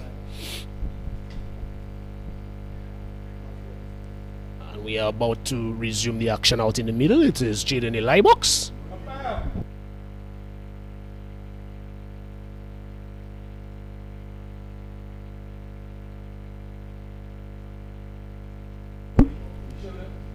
This one is flighted on the stumps, so Jaden Elibox, he's really kept things tight here for his team.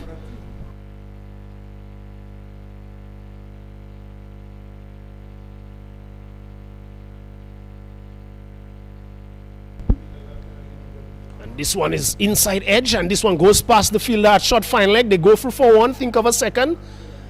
And a good response from the two batsmen out in the middle. Pick up a comfortable 2 runs. The score moves on to 29 for 1.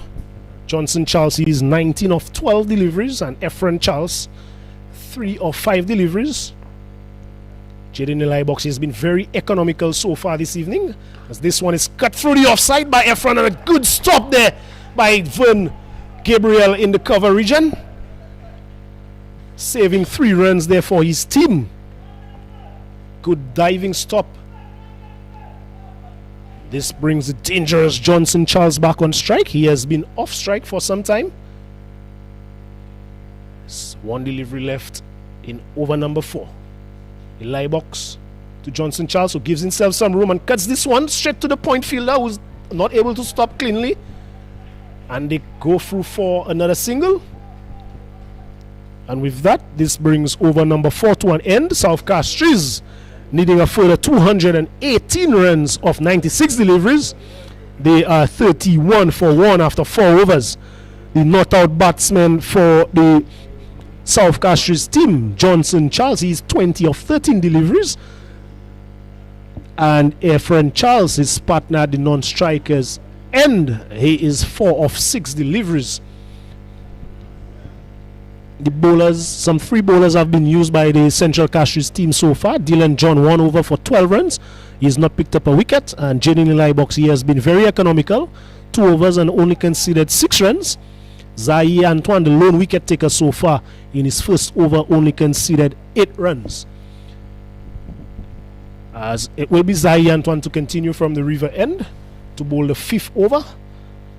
2 overs left in the power play, so South Castries will really be looking to capitalize on the fielding restrictions.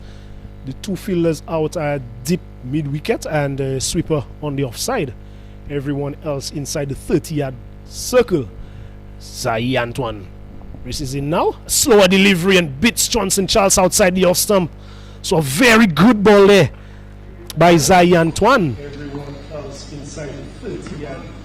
Johnson Charles really looking to swing this one over the fence. Left leg going outside the leg stump. And the bat coming through. Not making contact on that occasion.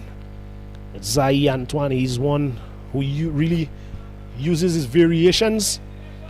And that's exactly why he has been given the ball early on in this piece as he continues. And this one is shot and spunked through the offside. A good stop there by the fielder at cover. Definitely saves 3 runs for his team. That had that ball gone past him would have been a certain boundary. Johnson Charles moves on to 20 or 14 deliveries. The score is now 32 for 1. So a brilliant start to his second over so far. Zahi Antoine brings the right-handed Efren Charles on strike. Required run rate 13. Over 13 runs per over required. And this one is on the line outside the off stump. Efren Charles walking across his stumps, trying to make contact with that one. And not able to make any contact on that. So another dot delivery from Zahi Antoine. In his 9 deliveries so far, he has bowled 5 dot deliveries. So a very, very good bowling change being employed by Captain Stephen Natram. Zahi Antoine, he's done well so far. Efren Charles on strike, and this one is shot and down the leg side. The keeper parries to the short fine leg region, who throws at the non-striker's end. And a very close attempt there at a run out. Efren Charles almost being run out at the non-striker's end. It would have been very close had that been a direct hit.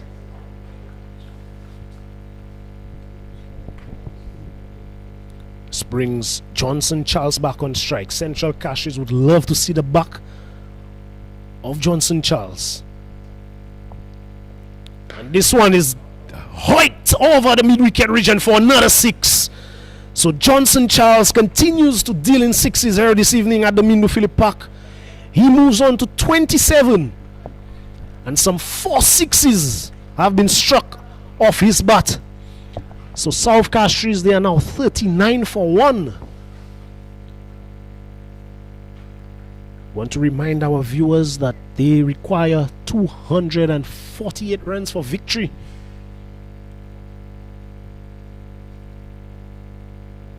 Zahi Antoine continues a short delivery, and Johnson Charles was into this shot very early, only managing to squirt this one out to wide mid-on region. And this brings another over to an end, the 5th of the innings, and the score 40 for 1 after 5 overs. Johnson Charles, he is 28 of 17, and Efren Charles 4 of 8 deliveries. 1 over left in the power play. We are going to have a change in the commentary box, as it will be Dwight Thomas for the next 5 overs. Yeah, so good evening, viewers and listeners. Hope you're enjoying the coverage. It's the quarterfinal of the Prime Minister's Cup Independence, part of our independence celebration. It's going to be an interesting game. Interestingly poised, I would say. So a change of bowling from the southern end. It's going to be Kimani Sexius bowling his first over, the last of the power play. Usually the batting team always looks to capitalize in that over. And with Johnson Charles on strike with 28 of 17, I'm pretty sure in the back of his mind he'll be looking to be very aggressive, and he's going to be looking to take down Sexius. And in terms of the field, we're still in the power play, so you only allowed 2 fielders outside of the 30-yard circle, and he has a deep mid wicket and a man on the extra cover boundary. Sexius bowled and he drives uppishly through mid off, gone for 4. Great gap finding there by Johnson Charles. That wasn't a full delivery by any stretch of the imagination, but he played that one on the up, as we see on the replay. Yes, playing that one on the up, finds the gap, beating Jenny box at mid off, and that's gone into the boundary for 4. So like Dexter said earlier, Johnson Charles dealing in boundaries, 4 sixes and 1 4 so far. A lot would be dependent on Johnson Charles if South Castries are to overhaul that target. That shot, that's wide, and that's cut for 6. That's gone away outside of... My vehicle may be in danger. That's gone over the backward point area for 6, and I'm packed in that area. Hopefully no damage has been done. But what an excellent shot there by Johnson Charles, who now moves on to 38. So a very expensive start there by Kimani Sexius. And we have South Castries actually came with their own band, and every time a boundary is hit, you do hear the music coming out of the dressing room. So they believe, and as long as Johnson Charles is batting, they would believe. And it's going to be Kimani. Let's see how he responds. That's full, and that's swinging away. Much better delivery. Good comeback by Kimani Sexius. Johnson Charles just pushes that one to the cover fielder. And it's another dot delivery, as we see on the replay. Yeah, hint of a way swing there by Kimani. That one was a lot fuller, so he gave it the opportunity to swing. So South Castries, despite losing Bolton Sayers very early for 1, they've moved on to 50 for 1 in the power play. So they're going at 9 runs on over, required with 13s. But as long as Johnson Charles is in the middle, there's every opportunity. He's on 38 of 20.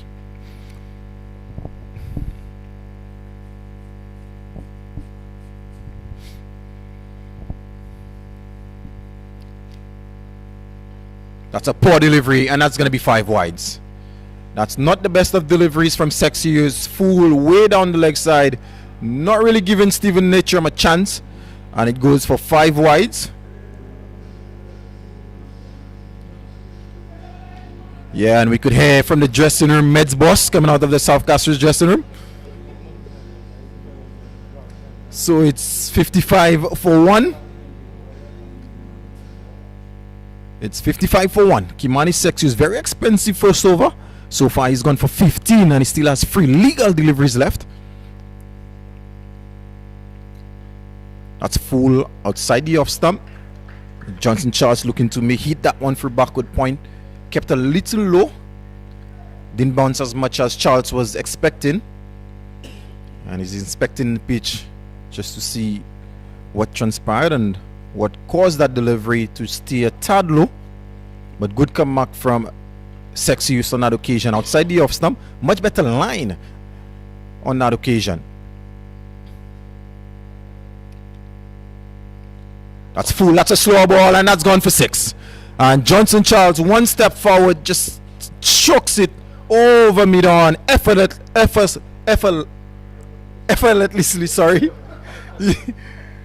That was just too easy for Johnson Charles. Again, Kimani Sexius getting a bit too close. And he now moves on to 44 of 22, striking at 200. He's hit 6 sixes so far and 1 boundary. That's short, and Johnson Charles plays it to mid-on, goes for a quick single. And we've come to the end of Sexius's first over. It's very expensive over, going for 22. So at the end of the power play, South Castries, there is 62 for 1. Not out batsman Johnson Charles on 45 of 23, and Efron Charles, who's on 4 of 8 deliveries. And there's a consultation going on in the middle at the minute. It looks like there's going to be a change of bowling from the river end or the northern end. It's going to be the Tyler Venner, young medium pacer, national under 19 and Winwood under 19 cricketer. He's going to be bowling to Johnson Charles. So we've come to the end of the power play. So in terms of the, just to give you an idea of the sort of field placing, we have a deep square leg, deep mid wicket, long on, sweeper. These are the 4 men out so far. They're still in discussion as to what the final field placement would be. And they now put the long off back, so the 5 complement of 5 outside and 4 in the inner circle. So a bit of a defensive feel as expected when you're out of the power play and given the score on the board. And this time Tyler short, Venner and Charles looking to pull. He's only able to get a glove on that. And good fielding there by Kimani Sexius at short fine leg. Tyler Venner opting for the short deliveries to Johnson Charles. They do have a deep square leg, and that in Dylan John. Let's see how he goes. Again, that's short, and that one, some bounce on that one. Tyler Venner, the young under 19 pacer, getting some good carry and rushed Charles on that occasion. So clearly the ploy is to bowl short. Johnson Charles, 45 not out. He's 1 maximum away from a well-deserved 50. That shot again on that occasion, and that one hits Johnson Charles, who turned his back on that one. So Tyler Venner, 3 dot deliveries. He's a very tall youngster, so he's getting a bit of extra bounce, and that one actually came back into Charles, not offering a shot, just allowed that one to hit him on the shoulder. But very good start by Tyler Venner, 3 dot deliveries, and so far he's opted for the short deliveries on every occasion. He's yet to bring one up. And that one is short, and Charles pulls, and that's it, gone to mid-wicket. Excellent fielding there by Vern Gabriel, and they only get 1. So excellent fielding on the deep mid-wicket boundary by Vernelius Gabriel. And Johnson Charles is restricted to 1. Now brings Efron on strike, Efron Charles, who, as we've seen over the years, likes the short deliveries. So we're going to see whether Tyler changes his length or he continues operating from a short length. And that's short and wide, and signal wide by the umpire. So another extra brings up the total to 64. So you see on the replay here, that was very wide. Efron just literally throwing his bat at that one. Any sort of bat on that could have easily flown over the third man, and they've made a change. So now they have a deep third man, and Zai Antoinette long off has now come into the circle.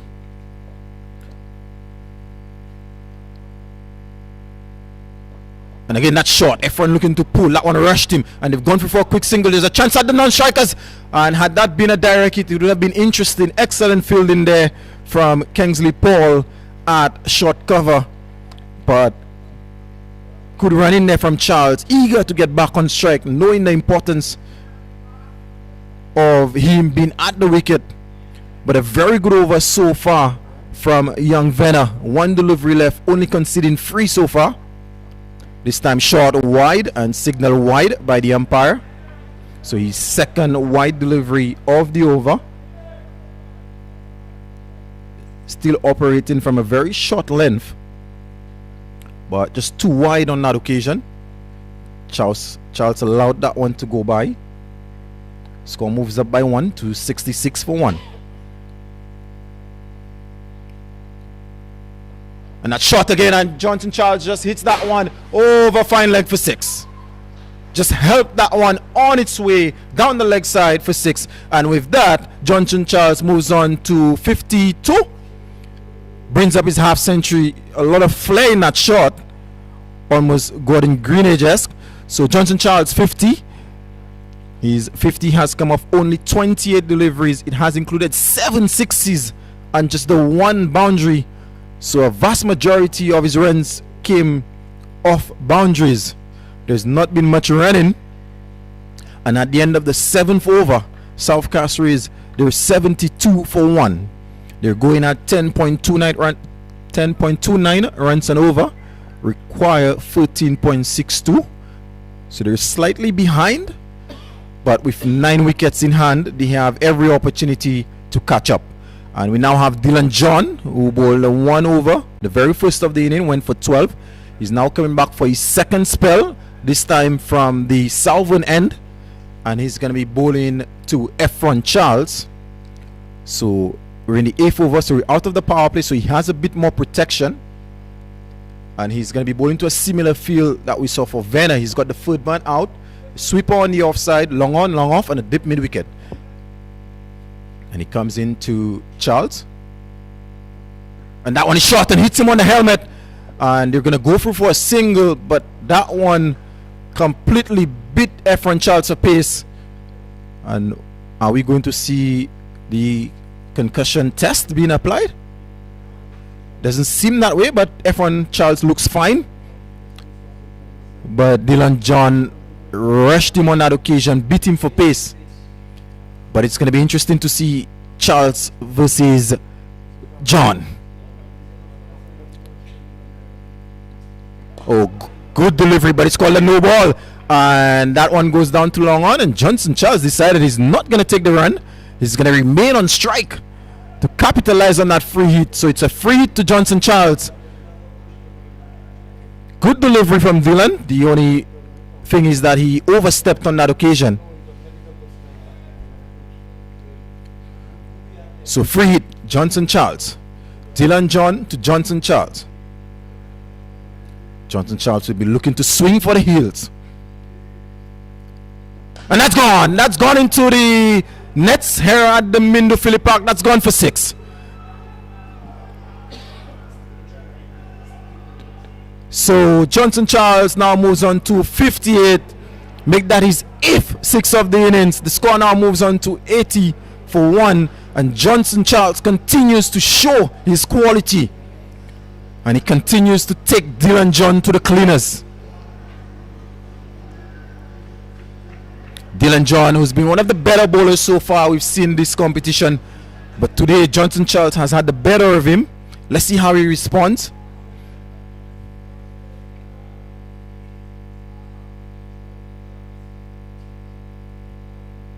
This time slower delivery down the leg side, and he paddles that down to fine leg. Excellent fielding by Tyler Venner, diving away to his right, saved the what would have been a certain boundary, and restricts Johnson Charles to 1.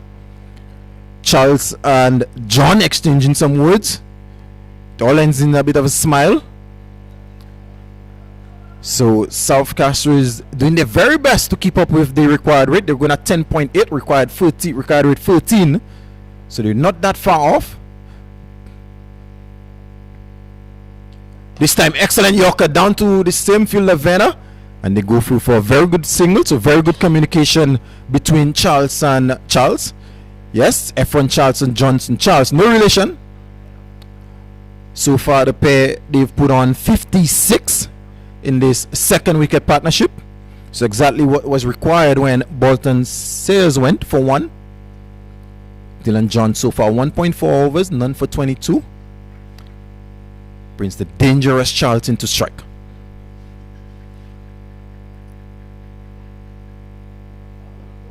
And Charles goes for a scoop, and that's going to go over the keeper. It's going to go close to the boundary. They've gone for 1. They're coming back for second. It's pulled back in by Venner. So 2. Charles has shown his power. Now he's showing his ability to maneuver the field, and that one a bit of a scoop over Stephen Natrum, the wicket keeper. So there's a lot more to his game than the power that we've seen. He's known across the region for his power. But he's showing another side to his game here this evening. Moves on to 61 of only the 32 deliveries. This time a good delivery from Dylan Yorker, and that's played into Tyler Venner, who fields at short fine leg. They've gone through for another single. So at the end of Dylan John's second over, the score is now 85 for 1. John so far 2 overs, none for 25. Jaden Elibox 2 overs, very good 2 overs, only conceding 6 runs on his 2 overs, and he did open the bowling from the southern end. We've also seen Zai Antoine, the lone wicket taker, 2 overs, 1 for 16. Kimani Sexy used a very expensive first over, going for 22. And we've just seen Tyler Venner, who's going to continue from the northern end. His first over, gone for 10, was a very aggressive first over. He opted for the short deliveries to both Johnson Charles and Efron Charles.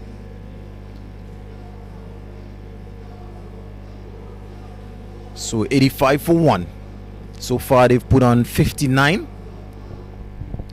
Tyler Venner is going to continue to Johnson Charles. The deep square leg has actually come to a normal square leg, and they've put the third man out onto the boundary. And that's short, and Charles allows this one to go by, not offering a shot. And the umpire, square leg umpire, signals 1 for the over. We're waiting on the standing umpire to signal it. Johnson Charles is asking for it, but the standing umpire still hasn't signaled, and he signaled wide. No, I think there's a bit of a miscommunication. The square leg is saying 1 for the over, but the standing umpire said wide. So it's actually a dot delivery. I think we've come to the correct decision. It was a dot delivery, but he's still not signaled 1 for the over, and Johnson Charles is not having it.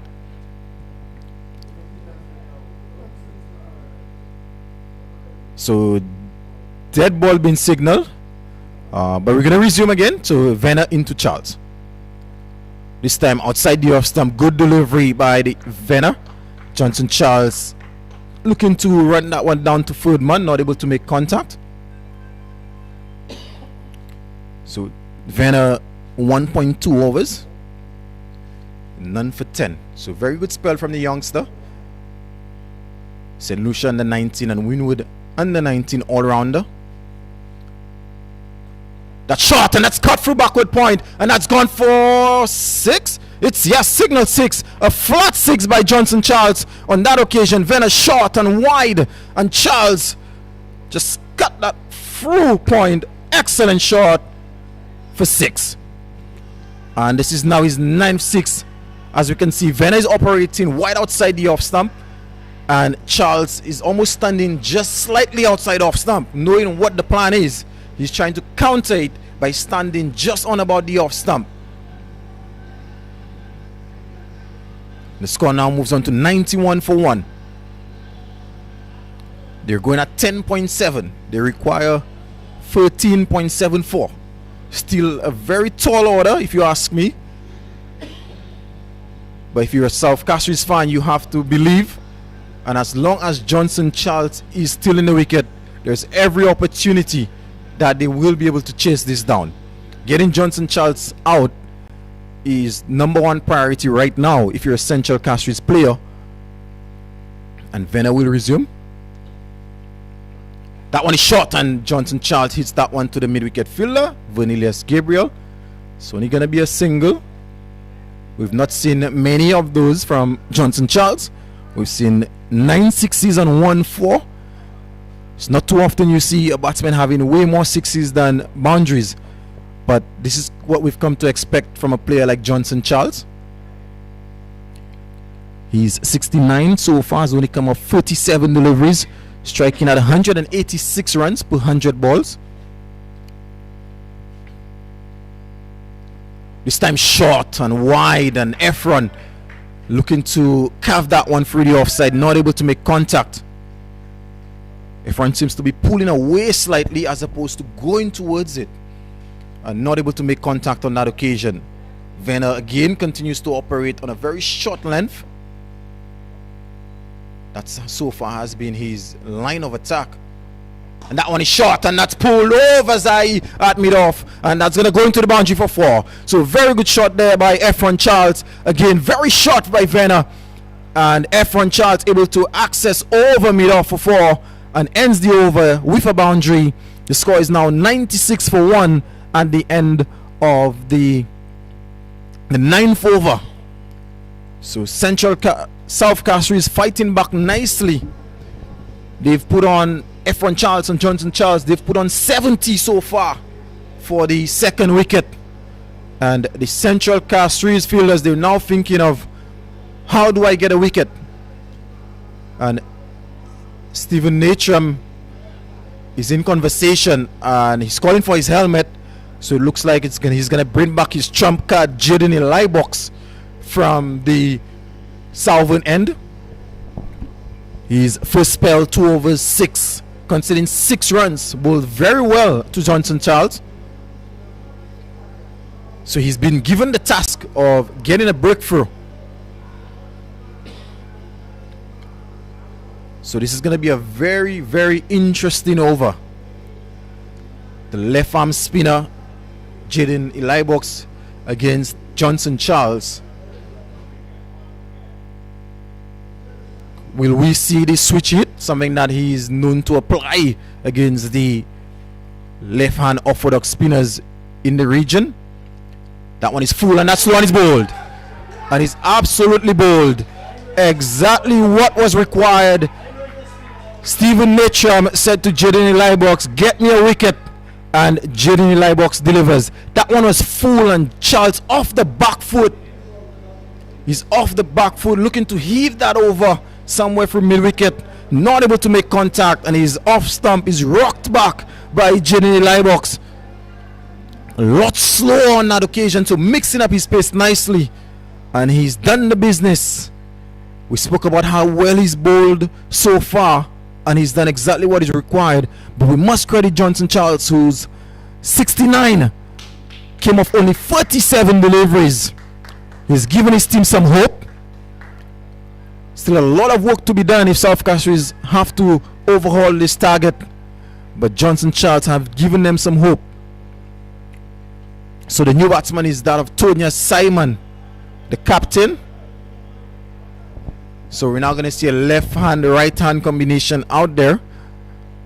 So Jaden Elibox, who's bowled primarily to right-handers in the inning so far, will now have to adjust his line, bowling to the left-handed Tonya Simon. I know a lot has been said about Johnson Charles, but we must not forget Tonya Simon is a very capable batsman as well. Former, maybe I shouldn't say former, but he's definitely represented St. Lucia's senior team. So he does have experience, very good player,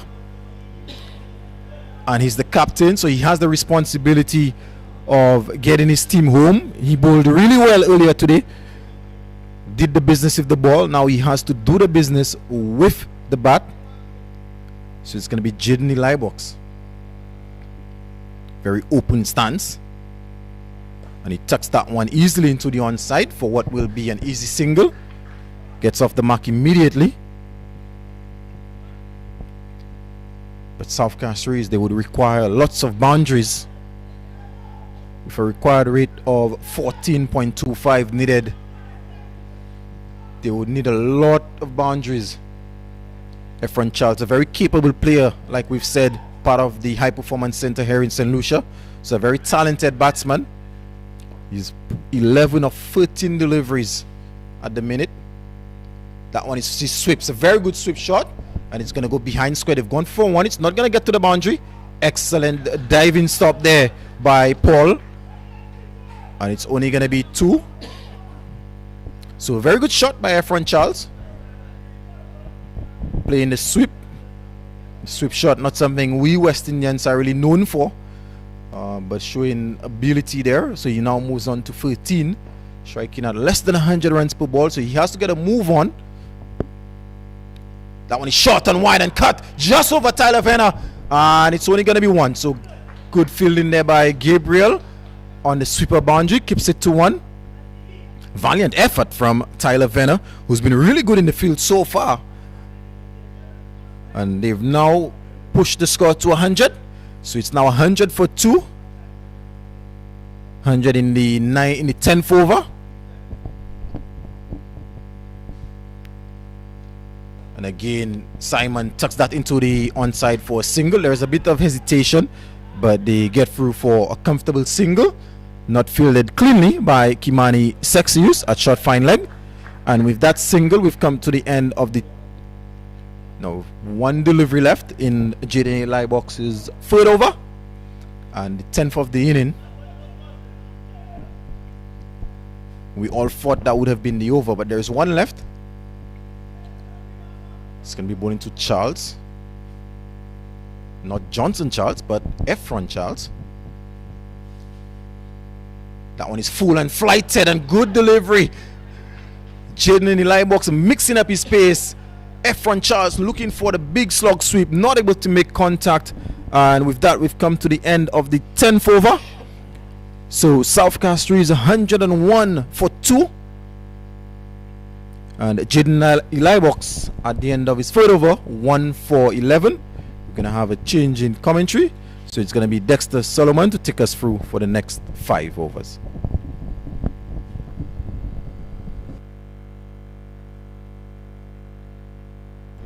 Good evening once more to our listeners and viewers.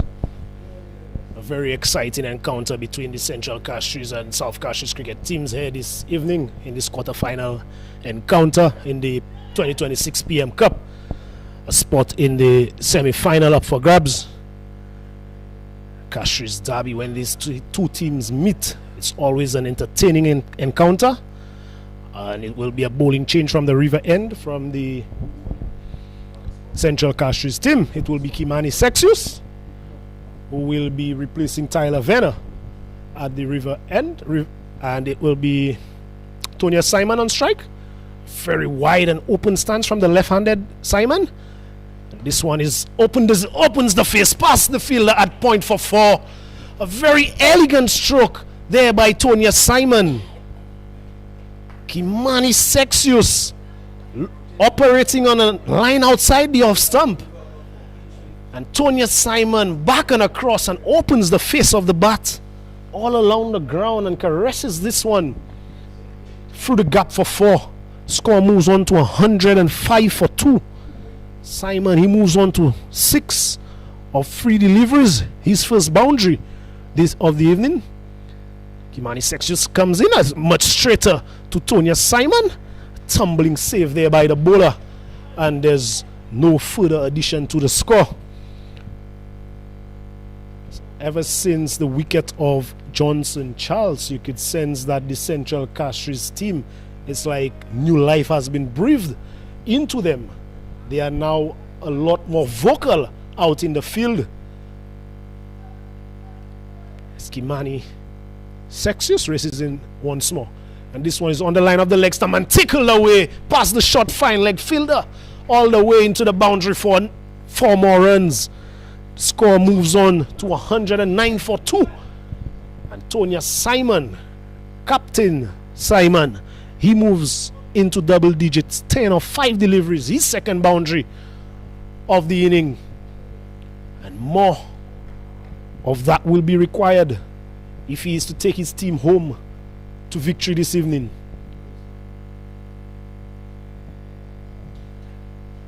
Current run rate 10.4. A good dot delivery there by Kimani Sexius. Operating on that line outside the off stump to Tonya Simon. As I alluded earlier, Tonya Simon, he stands at the crease with a very wide and open stance with his right leg way outside the leg stump. So it's not a bad decision by the Central Castries team to really target that outside off stump line. Kimani Sexius, a close delivery, a loud appeal. And that one may have dropped short of the keeper. Have to wait on the replay to see if that was an edge. So we take a look. And this one moving away from the left-handed Simon. Not conclusive whether there was an edge on that one, but Nonetheless, a drop shot of the wicket keeper. Crucial dot ball there for Kimani Sexius and the Central Castries team as he continues. And this one is slower delivery. Antonia Simon manages to work this one into the onside, and they go through for a comfortable single. And this brings over number 11 to an end. South Castries chasing 249 for victory. They are 110 for 2. The not out batsman Ephron Charles, he is 14 of 16.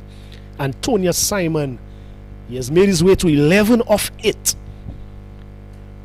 The equation for the South Castries team: 139 runs required of 9 overs. A required run rate of 15.44 runs an over. And Stephen Natram, he has effected some very crucial and successful bowling changes so far, bringing on Zai Antoine to stop the flow of runs. First bowling change, then bringing back Jaden Elibox to get the big wicket of Johnson Charles. So far, kudos to Captain Natram. And another bowling change, we see the reintroduction of Zai Antoine. He bowled 2 overs, picked up 1 wicket for 16 runs in his first spell, and he will be replacing Jaden Elibox from the Players Pavilion end, and he will be bowling to the left-handed Tonya Simon. The fielders on the boundary, long on, long off. Deep extra cover and the deep point and third man, and this one is worked into the offside by Tonya Simon. The fielder at deep point comes across but is not able to prevent a second run. So a good shot there by Tonya Simon, really opening the face on that one, and the fielder had to make a lot of ground to his right. And another fielding change, the fielder at the third man being moved a lot wider. Still, that Zai Antoine will be asked to bowl outside the off stump, as this one is pulled into the leg side but straight to the fielder at square leg. Vernelius Gabriel, who does well and prevents the chance of a run. Score remains on 112 for 2. Tonya Simon, he's 13 of 10. And South Castries, they really need to get a move on here this evening. Boundaries are what's required. They need 15.8 runs and over. It's more than just 2 sixes every over. So they definitely need boundaries. As we see a fielding change, the third man fielder is brought into the circle, and the mid-wicket is dropped back onto the boundary. So Antoine continues, and this one is full. Antonius drives wide of the long-off fielder, who moves well to his right and prevents that one from going into the boundary. A good effort there by Theo Edward down at long-off, only resulting in 1 run. The score now moves on to 113 for 2. A score update from the Francis Barber Elastic Ground in Grosile. Barbono needing 175 runs for victory. They are 80 without loss. So a very exciting encounter in the other quarter-final match being played this evening. And also another exciting encounter here at the Mindu Philip Park. Zai Antoine will be bowling to Ephron Charles. And this one is on the line of the stumps, pulled into the leg side, but straight. The fielder comes off the long-on boundary and restricts them to another single. Those singles would keep the scoreboard ticking, but definitely won't hurt the Central Castries team with a required run rate of 16.2 at the moment. Boundaries are what's needed from the South Castries batting pair at the moment. And this one is shot and cut through the offside by Tonya Simon. The fielder at the deep extra cover comes around and restricts them to just another single. So a very good over so far from Zai Antoine. Just 5 runs so far from the 5 deliveries that he has bowled, keeping the South Castries pair very quiet. 115 for 2. 1 delivery left in over number 12. Can the South Castries team get a boundary here? As Efren Charles advances and drives this one wide of the field that long off. A misfield there by Jaden Elibox on the boundary, resulting in a crucial boundary from the bat of Efren Charles. Moves the score up to 119 for 2 after 12 overs. Efren Charles, he moves on to 19 of 18. Antonia Simon, he is 15 of 12. Just to remind our viewers that Central Castries, they got to 248 for free in their allotment of 20 overs earlier this evening. Powered off the back of half centuries from Jaden Elibox and Captain Stephen Natram, and a very explosive innings also from Theo Edward at the top of the order.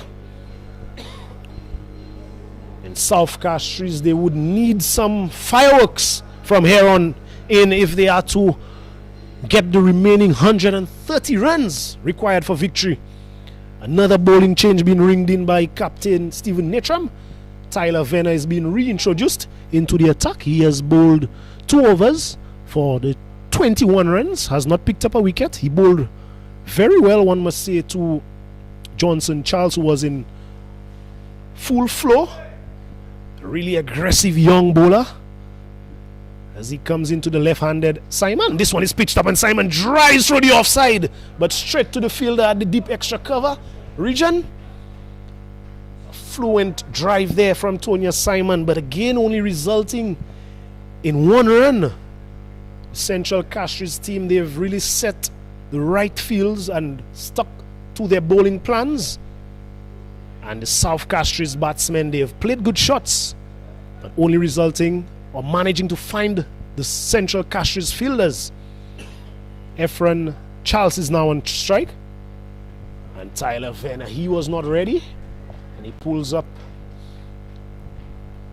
midway in his run-up, and he has to reload.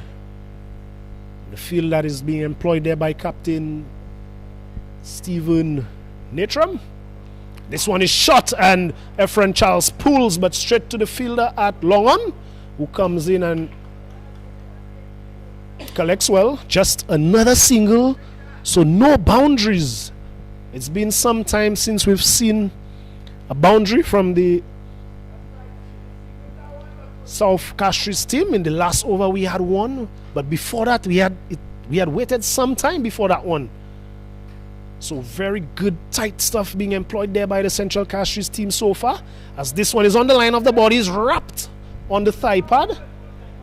He's able to go through for a leg bye. Score moves on to 122 for 2. Halfway through over number 13. Brings the right-handed Efren Charles back on strike. The boundary fielders are fine leg, deep square leg, deep mid-wicket, long on. And the sweeper on the offside. Short-foot man, backward point, cover, mid-off. The fielders in the circle. Tyler Venner continues a short ball and cut over the offside for 6. That is a monstrous hit from Efren Charles. If you have any idea of the dimensions of the Mindu Phillip Park, against the breeze, that one was shot outside the off stump to Efren Charles, the right-handed Efren Charles.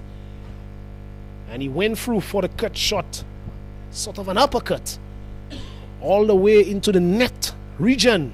A huge 6. How does Tyler Venner respond? This one is on the line of the body, wrapped on the pads. But going down the leg side, Efren Charles really missing out on that loose delivery there from Tyler Venner. I was down the leg side, and any bat on that one may have resulted in another boundary. 128 for 2. Efren Charles, 26 of 21. He needs another boundary in this over. And this one is a dot ball from Tyler Venner. Good delivery outside the off stump. Efren Charles trying to move across and hit this one into the leg side, not making any connection. 13 overs have been bowled. South Castries 128 for 2. South Castries, they are scoring at a very healthy run rate, 9.85. But such is the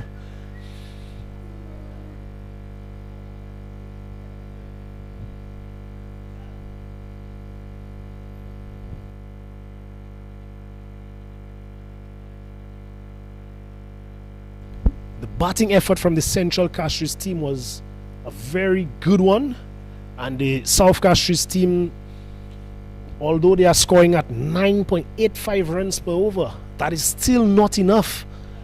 A very big score being posted by the Central Castries team. So South Castries, they are really under pressure at this moment.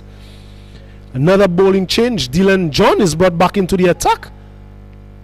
Left arm over the wicket to the left-handed Tony Simon, and this one is down the leg side and rightly called by the umpire.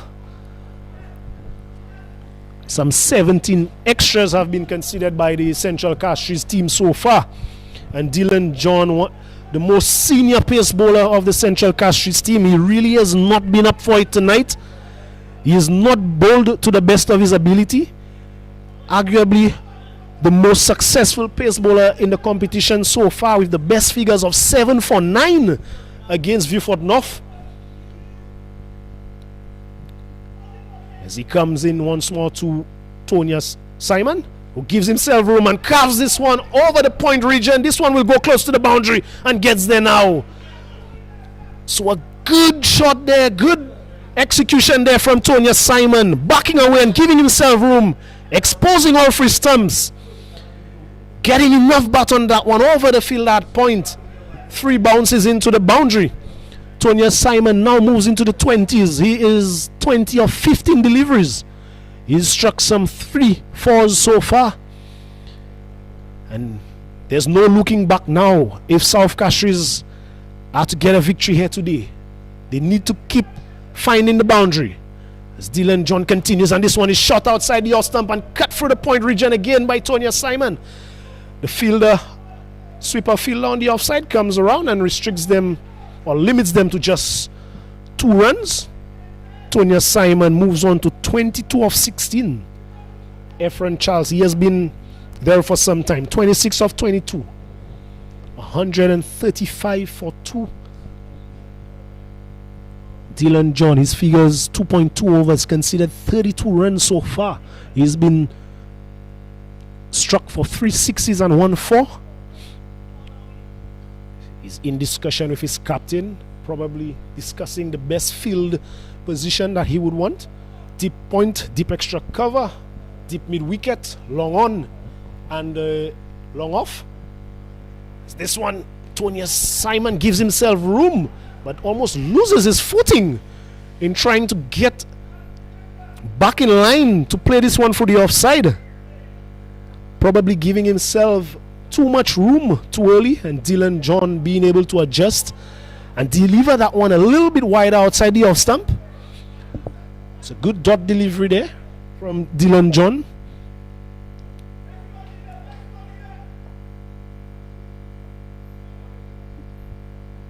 And this one is struck into the offside, and the batters, they cross through for another single. Tony Simon moves on to 23. And singles really are not going to hurt the efforts of the Central Castries team. With a required run rate of 17.84. Boundaries are the only way back into this contest for the South Castries team.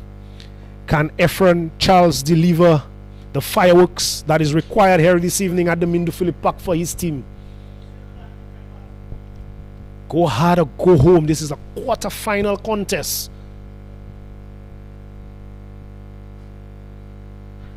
Some adjustments being made to the field. The fielder that was posted at the deep point is now brought into the circle. So the fielders inside the circle are point, cover, short fine leg and a square leg. As Efren Charles checks this one, but is there a power failure? Does he get the catch? Yes, he does. Theo Edward holds on to the chance, and Efren Charles, he has to go Really a check drive there from Efron Charles. A power failure. The bat turning in his hand. Not getting the elevation and the distance required to clear the boundary on that occasion. And South Castries, they lose their third wicket. 136 for 3 with one delivery left in over number 14. And Dylan John, he gets his first wicket of the evening. He continues to pile on the wickets for himself in the tournament.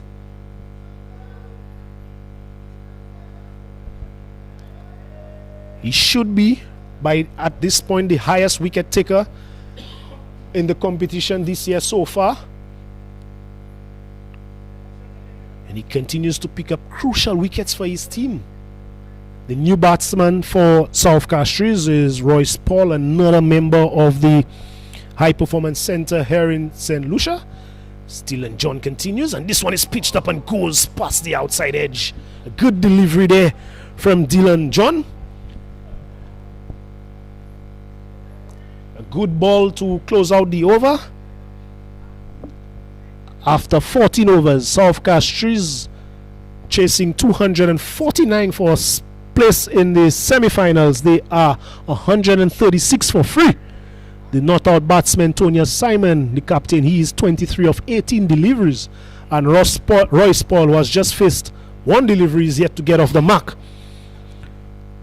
And doing the damage or restricting the South Castries team, the wicket takers for the Central Castries team so far, Dylan John, Jaden Eli Box and Zai Antoine with a wicket apiece. And another bowling change by Steven Natram. It will be Kimani Sexius replacing Tyler Venner from the River End. And this one is a loud appeal and he's given out. So Tonya Simon does not read the slower ball from Kimani Sexius. Plays all around this one, looking to heave that one into the leg side. Ended up on one knee as if he was proposing. A very good slower ball there from Kimani Sexius, and getting another big wicket for his team. Tonya Simon, he has to go for 23 of 19 deliveries, really in an attempt to keep up with that required rate that has crept up to 19.37 in a search for boundaries. He has lost his wicket, and now Central Castries, they have two new batsmen at the wicket with a further 113 runs required for victory in just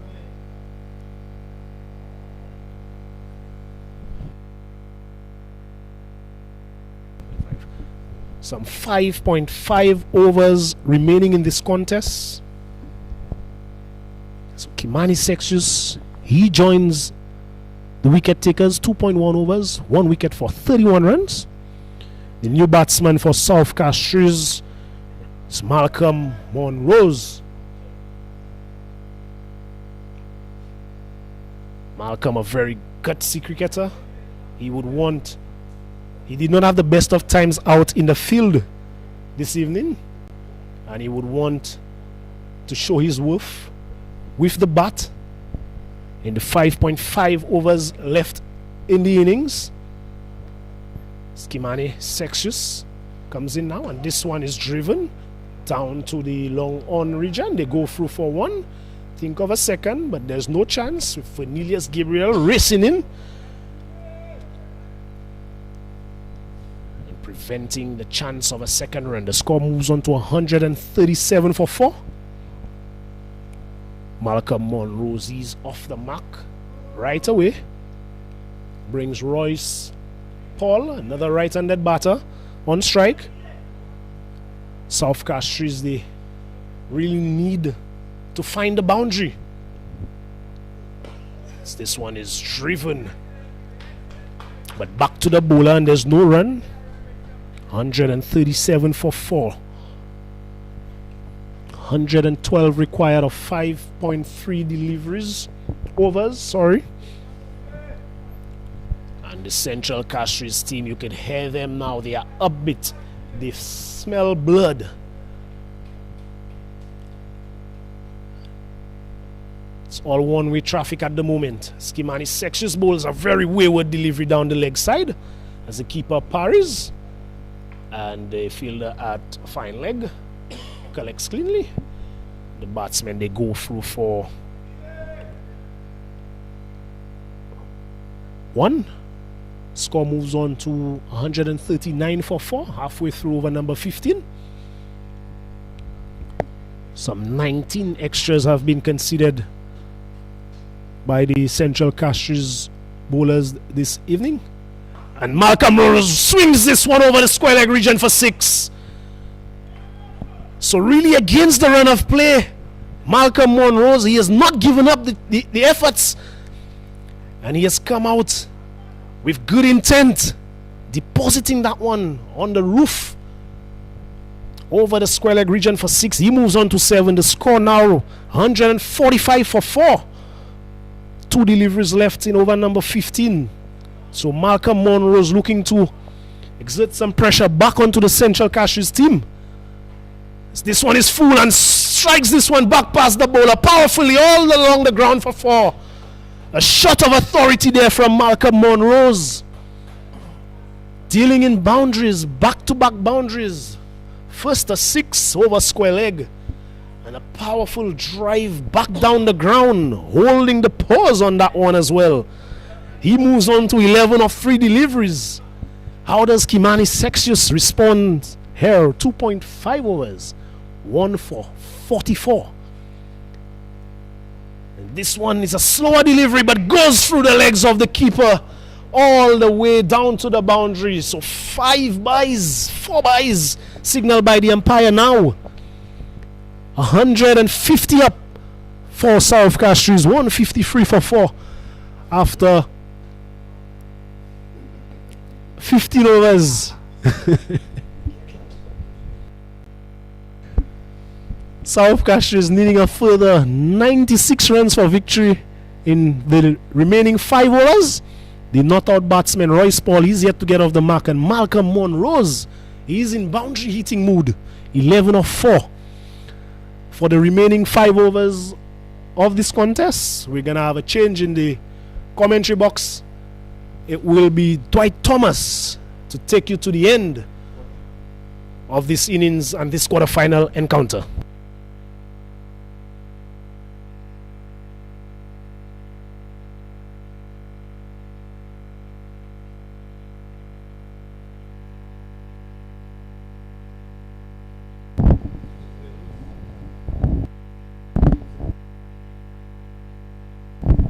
Okay, so we have Jidney Liebox continuing. Full delivery, and Royce Paul just pushes it into the offside. Slipped there for a moment, but he did get through for an easy single. So Royce Paul off the mark. As we see on the replay, they're losing his footing, but being able to recover to complete the single. It's 154 for 4, which means South Castries required run rate is at 19.66. That's pretty much 20 runs and over. It's going to be an uphill task if they are to win this evening. That's flighted, and Malcolm uses his feet. There's a chance for Zai Antoine, who takes it comfortably.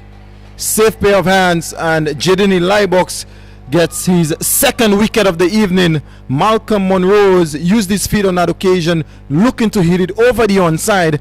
Thick outside edge, down to long off, and an easy catch, and Malcolm Monrose has to go for 11 of 5 deliveries, and Jidney Liebox picks up his 2nd wicket, as we see there, celebrating even before the catch was taken, quite confident in his fielders. And South Castries sink into further trouble. They're 154 for 5, and the new batsman is wicket keeper Jalen Chandler, left-handed. So Jidney Liebox continues to have a very good game. After getting 70 odd in the first inning, he now has 2 overs, only going for 12 runs, and he's only got 4 legal deliveries left. So excellent stuff by the high performance center all-rounder. also national senior team player as well. So showing his quality, showing his worth, showing why he's part of the HPC. And kudos must be given to the coaches at the HPC, because we've seen lots of quality on show from the HPC players. We saw Theo Edward playing a very good hand earlier. We've had Jaden Elibox all-around ability. I think Aaron Joseph as well bowled really well. His figures may not necessarily reflect that, but he did bowl well. And Chandler, good looking shot, just drives that one down nicely to long on for an easy single. Good way to get off the mark. So it brings Royce Paul into strike. Paul has been in for only the 3 deliveries so far. He's got 1. South Castries require boundaries, lots of them. And false start. Liebox not quite ready to bowl as yet.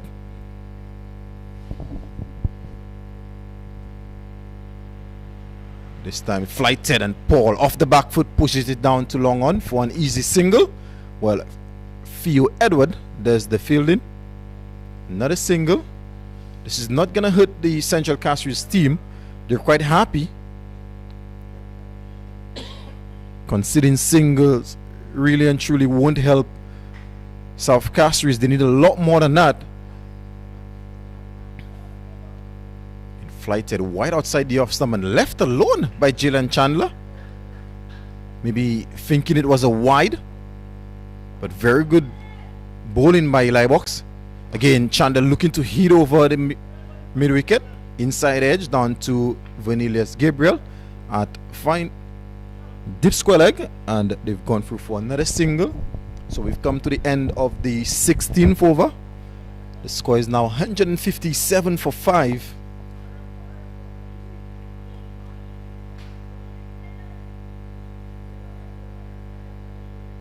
Not out batsman Chandler, who's been in for only 3 deliveries, and Royce Paul is 2 of 4 from the northern end. We have a change of bowling. It's going to be Tyler Venner to bowl his final over.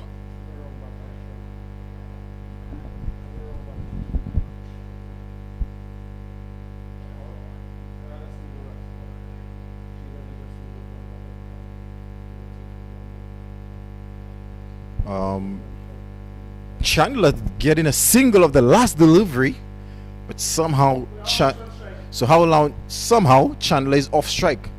So not sure how that happened, but Venner to Paul, and back of a length, Paul pushes it into the quick single, and had that been a direct hit, he would have been gone. Suicidal run there. Paul just played that one into the offside and set out for a non-existent single, but Paul completing the single, and with that they go up to 158 for 5, and it's Jalen Chandler on strike. Tyler Venner in his 4th over. None for 30. He's been very aggressive in terms of the length. He's been predominantly on the short side. And again, that's short, and that's a top edge, and Captain Stephen Natram is getting under it, and he takes it comfortably. So a very safe pair of hands by Stephen Natram. And just as I said, so far Tyler Venner has been bowling very short, very aggressive bowling, and on that occasion Chandler looking to pull, only been able to find the top edge, and unfortunately he has to go. Jalen Chandler goes for 2 of 4 deliveries, caught Stephen Natram, bowled Tyler Venner, and South Castries, they're now 158 for the loss of 6.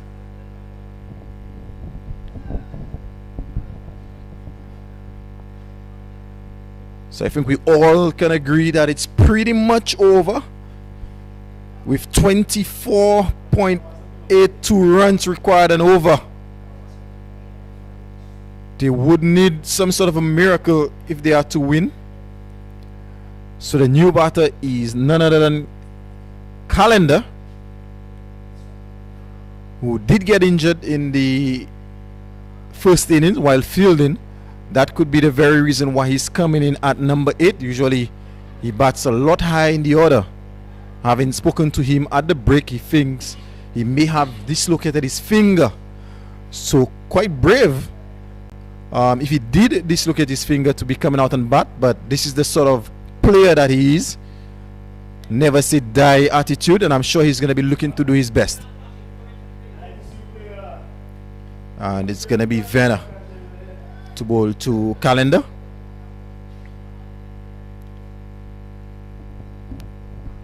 Again, short outside the off stump. Doesn't make much height.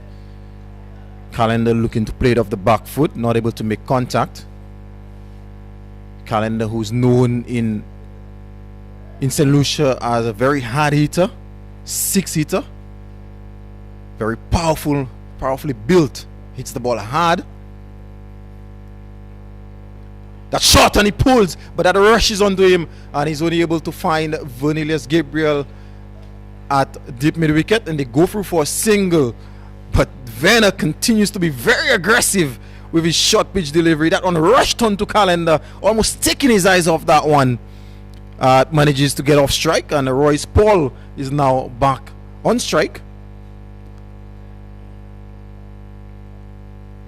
Again, short outside the off stump, and Paul looking to cut that one through backward point, not able to make contact.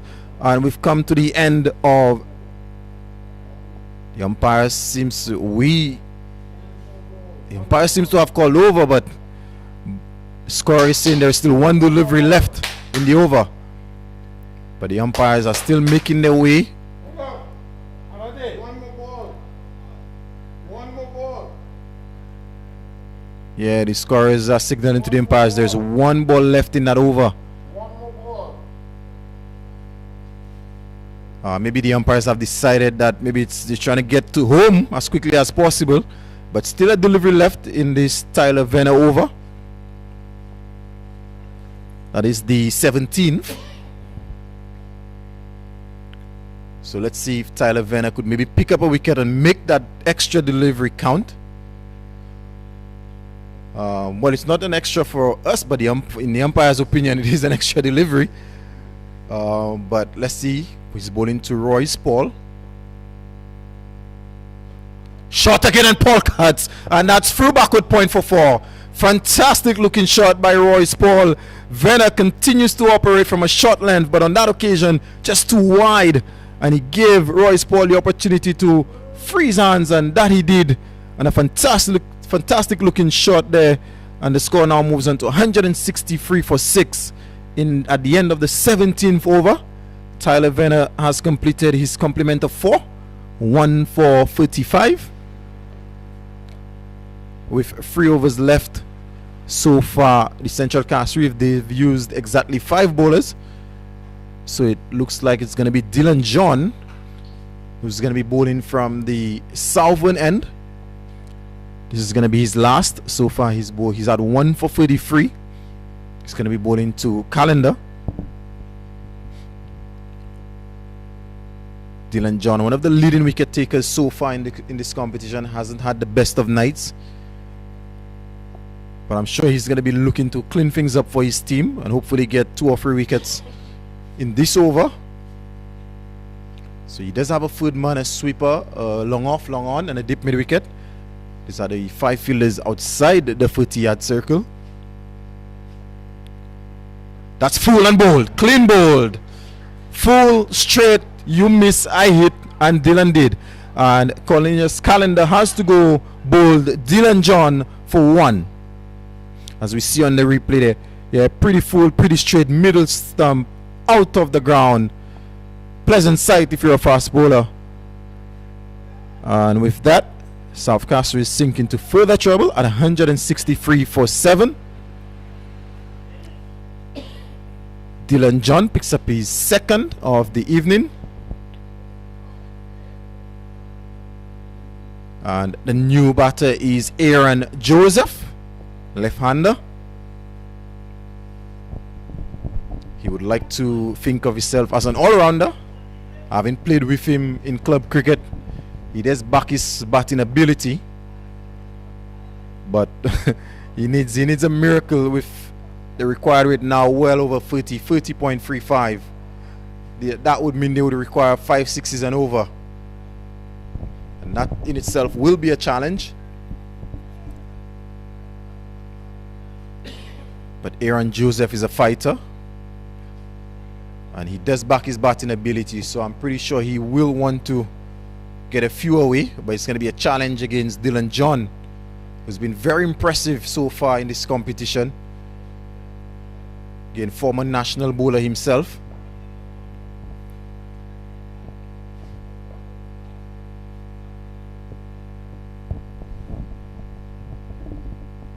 John bowls, and that's full down the leg side. Signal wide by the umpire. So Dylan John searching for the Yorker on that occasion. Just not finding the line that he would want. So another extra to the total. So far 24 extras. So this is something that Central Castries would want to be improving on when they do get to the semi-final. And from what we're hearing, that semi-final may very well be a repeat of last year's final against Babuno. That's full, and Aaron Joseph looking for a big drive, not able to make contact. So Dylan John definitely searching for the stumps. As we see on the replay on that occasion, a bit too wide, but he's definitely looking to knock over the poles full and straight. And Aaron Joseph yet to get off the mark.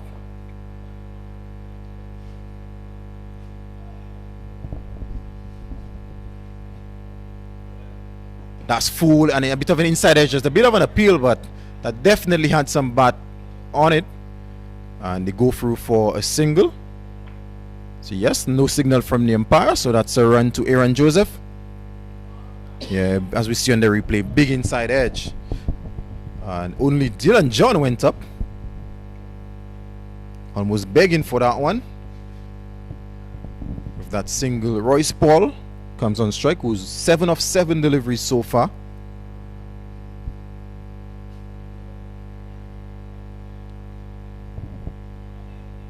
And Dylan John not quite ready, missing his run on that occasion. So by all reports, Babuno seems to be dominating this other quarterfinal at Grosley. So far we have one semi-final guaranteed, that is the Soufriere versus Choiseul on Tuesday evening. That's full, that's straight, and that's driven nicely by Royce Paul, but that is straight to Zai Antoine at long off, and they go through for a single. Good looking shot for one there by Royce Paul.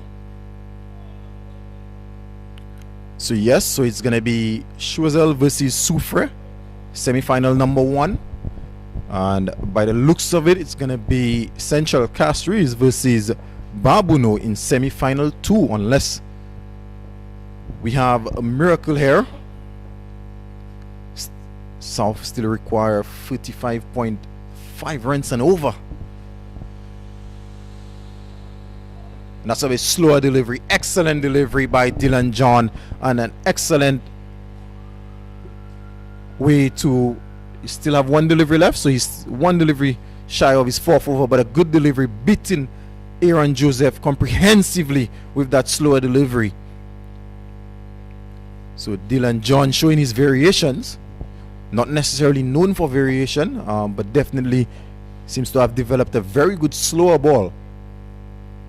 And his final delivery of the spell. That shot, and Aaron Joseph looking for that pull shot, not able to make contact, beaten for pace again, in no position to play that shot. And we've come to the end of the Dylan John over, and South Castries find themselves in serious trouble at 166 for 7. Not out batsmen Royce Paul and Aaron Joseph. Dylan John has come to the end of his 4 over quota, so it's 2 overs for 36.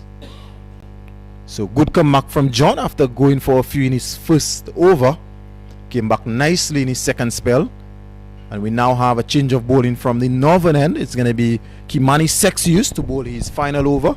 He's been very expensive so far, going for 44. Does have that 1 wicket. Had Tonya Simon LBW for 23, his lone wicket so far. He's going to be bowling to Paul. We have 2 overs left in this contest. They require 83, so that's very unlikely. Down the leg side wide and not taken cleanly by Captain Stephen Natram. So these are 5 wides. So it's been a very good performance by the Central Castries team in the field. I think the one area I think they've let themselves down would be the extras. So far they've given 29 extras away. Knowing Coach John Eugene, this is something that he's going to highlight.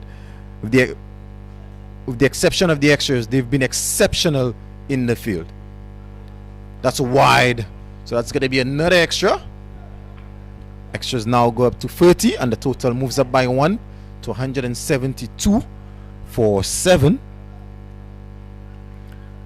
And Kimani Sexius, has been guilty of bowling most of those extras.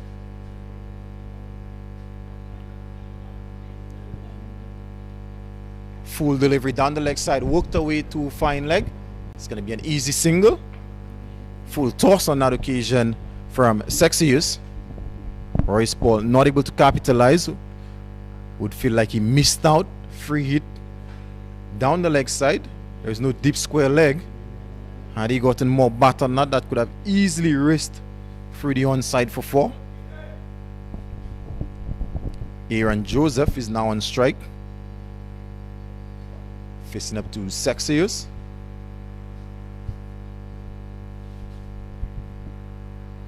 That shot down the leg side, wide, and excellent take on that occasion by Captain Natram. But Sexius just not getting his line right. So way down the leg side. So Central Castries would want to finish things off quickly and do so in a professional manner. Slower delivery outside the off stump and hit over the offside. 1 bounce, 2 bounces, 3 bounces into the boundary for 4. So a very good shot there by Aaron Joseph, wide outside the off stump from Sexius, and a fantastic looking shot over the offside, backed away and sliced it over backward point for a boundary. So Aaron Joseph moves on to 5. 178 for 7. So Sexius 3.2 overs, 1 for 56. Slower delivery and driven nicely. Half stopped by Sexius. They've gone for 1 and they're definitely for a moment there Joseph was thinking of the second, but rightly so. Royce Paul said no. So it's just gonna be a single. Still need a further 70 of 9 deliveries.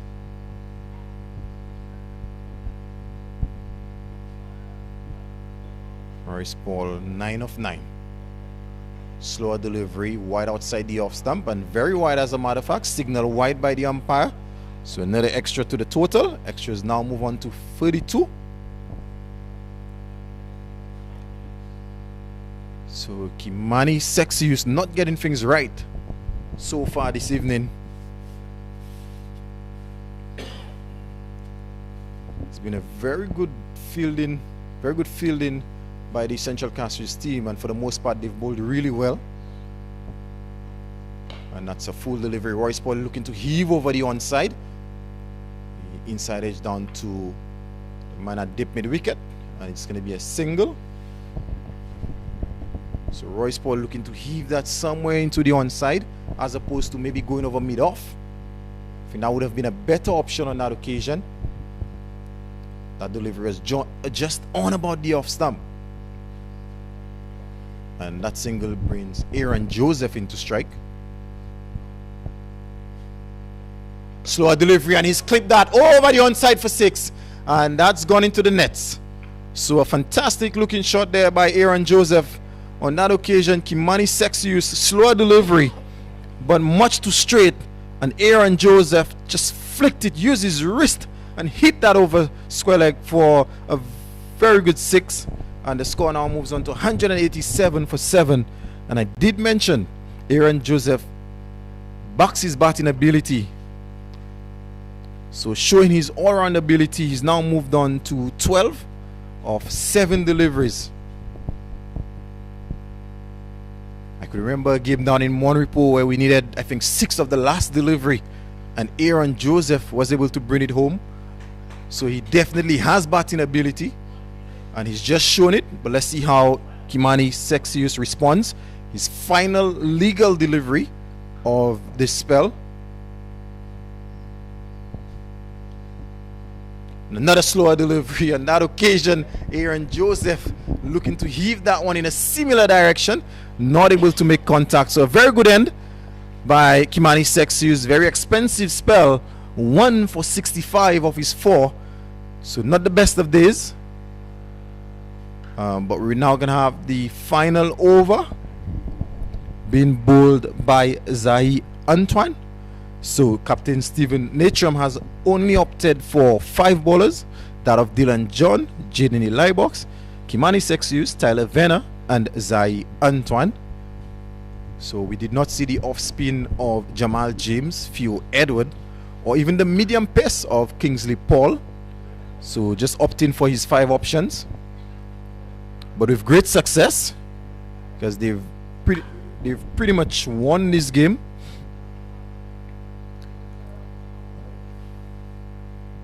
So it's going to be Zahi Antoine to Paul. And Paul drives uppishly over long off. That is a fantastic looking shot. And that's gone for 6. What a fantastic shot. That delivery was not that full. Almost on the up.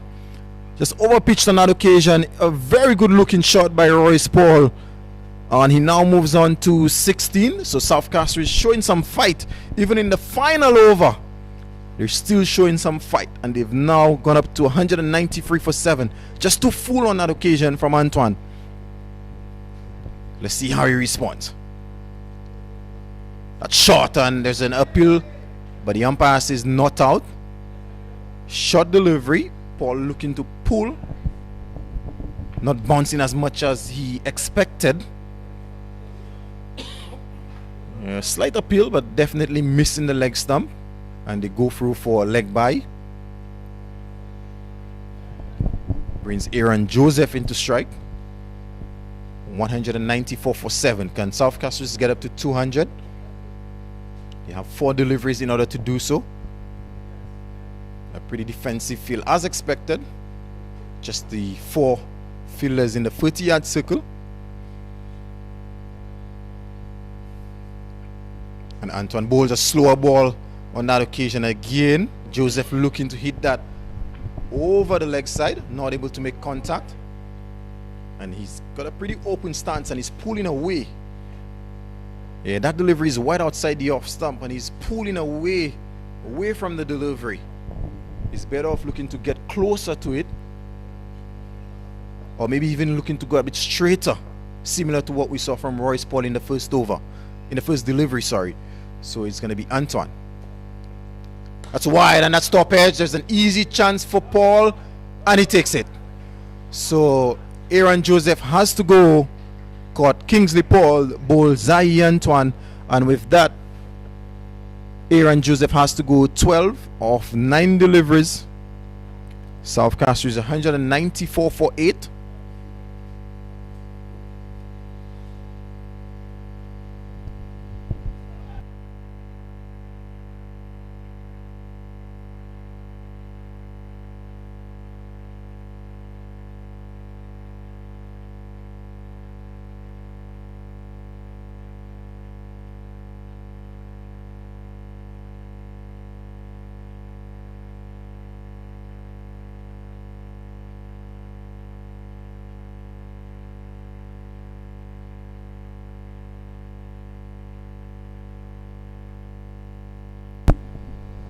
Yeah, so the new batsman is Daniel Jabatis, a big fast bowler. So 2 legal deliveries left. So Wood coming out of Grizzlies that Babuno has won the other quarterfinal, chasing down 175 with 3 overs to spare. So it's the semi-final number 2. It's going to be a repeat of last year's final.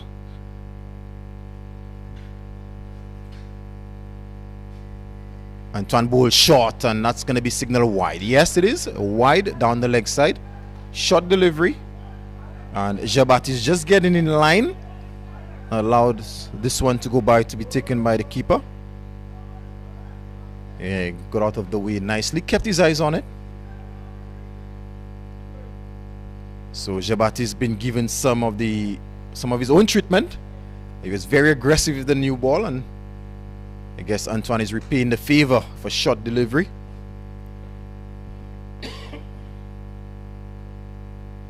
That one is shot again and top edge over the keeper, and that's going to go into the boundary for 4. So Daniel Jabatis looking to swing for the heels, got a top edge and flew over Natram for 4. So South Castries, they now move on to 199 for 8 with 1 delivery left in this quarterfinal of the Prime Minister's Cup. So we're now coming on to the business end of this competition.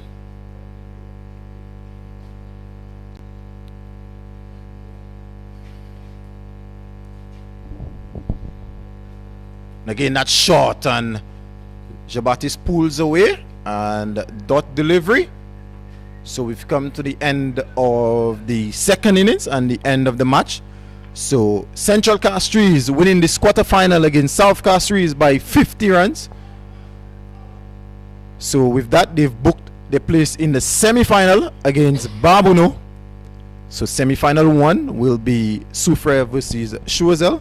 Semi-final 2, Central Castries against defending champions Babuno. So let's just take a look at what transpired. So the first innings, Central Castries 248 for 3. Stephen Natram top scored with 77 of only 40 deliveries. Jaden Elibox 71 of only 42 deliveries. And Theo Edward 46 of only 21. The pick of the bowlers for the South Castries team, that was Tonya Simon, 1 for 24 from 4. Daniel Jabatis 1 for 41 of his 4. And Johnson Charles 1 for 46 of 3. In reply, South Castries, they were only able to get 199 for 8. Johnson Charles showing his power, 69 of 37 deliveries. Efron Charles tried, 26 of 23. And Tonya Simon, a bit of a cameo from him, the captain, 23 of 19. And the pick of the bowlers for the Central Castries team, Jaden Elibox 2 for 15 from his 4.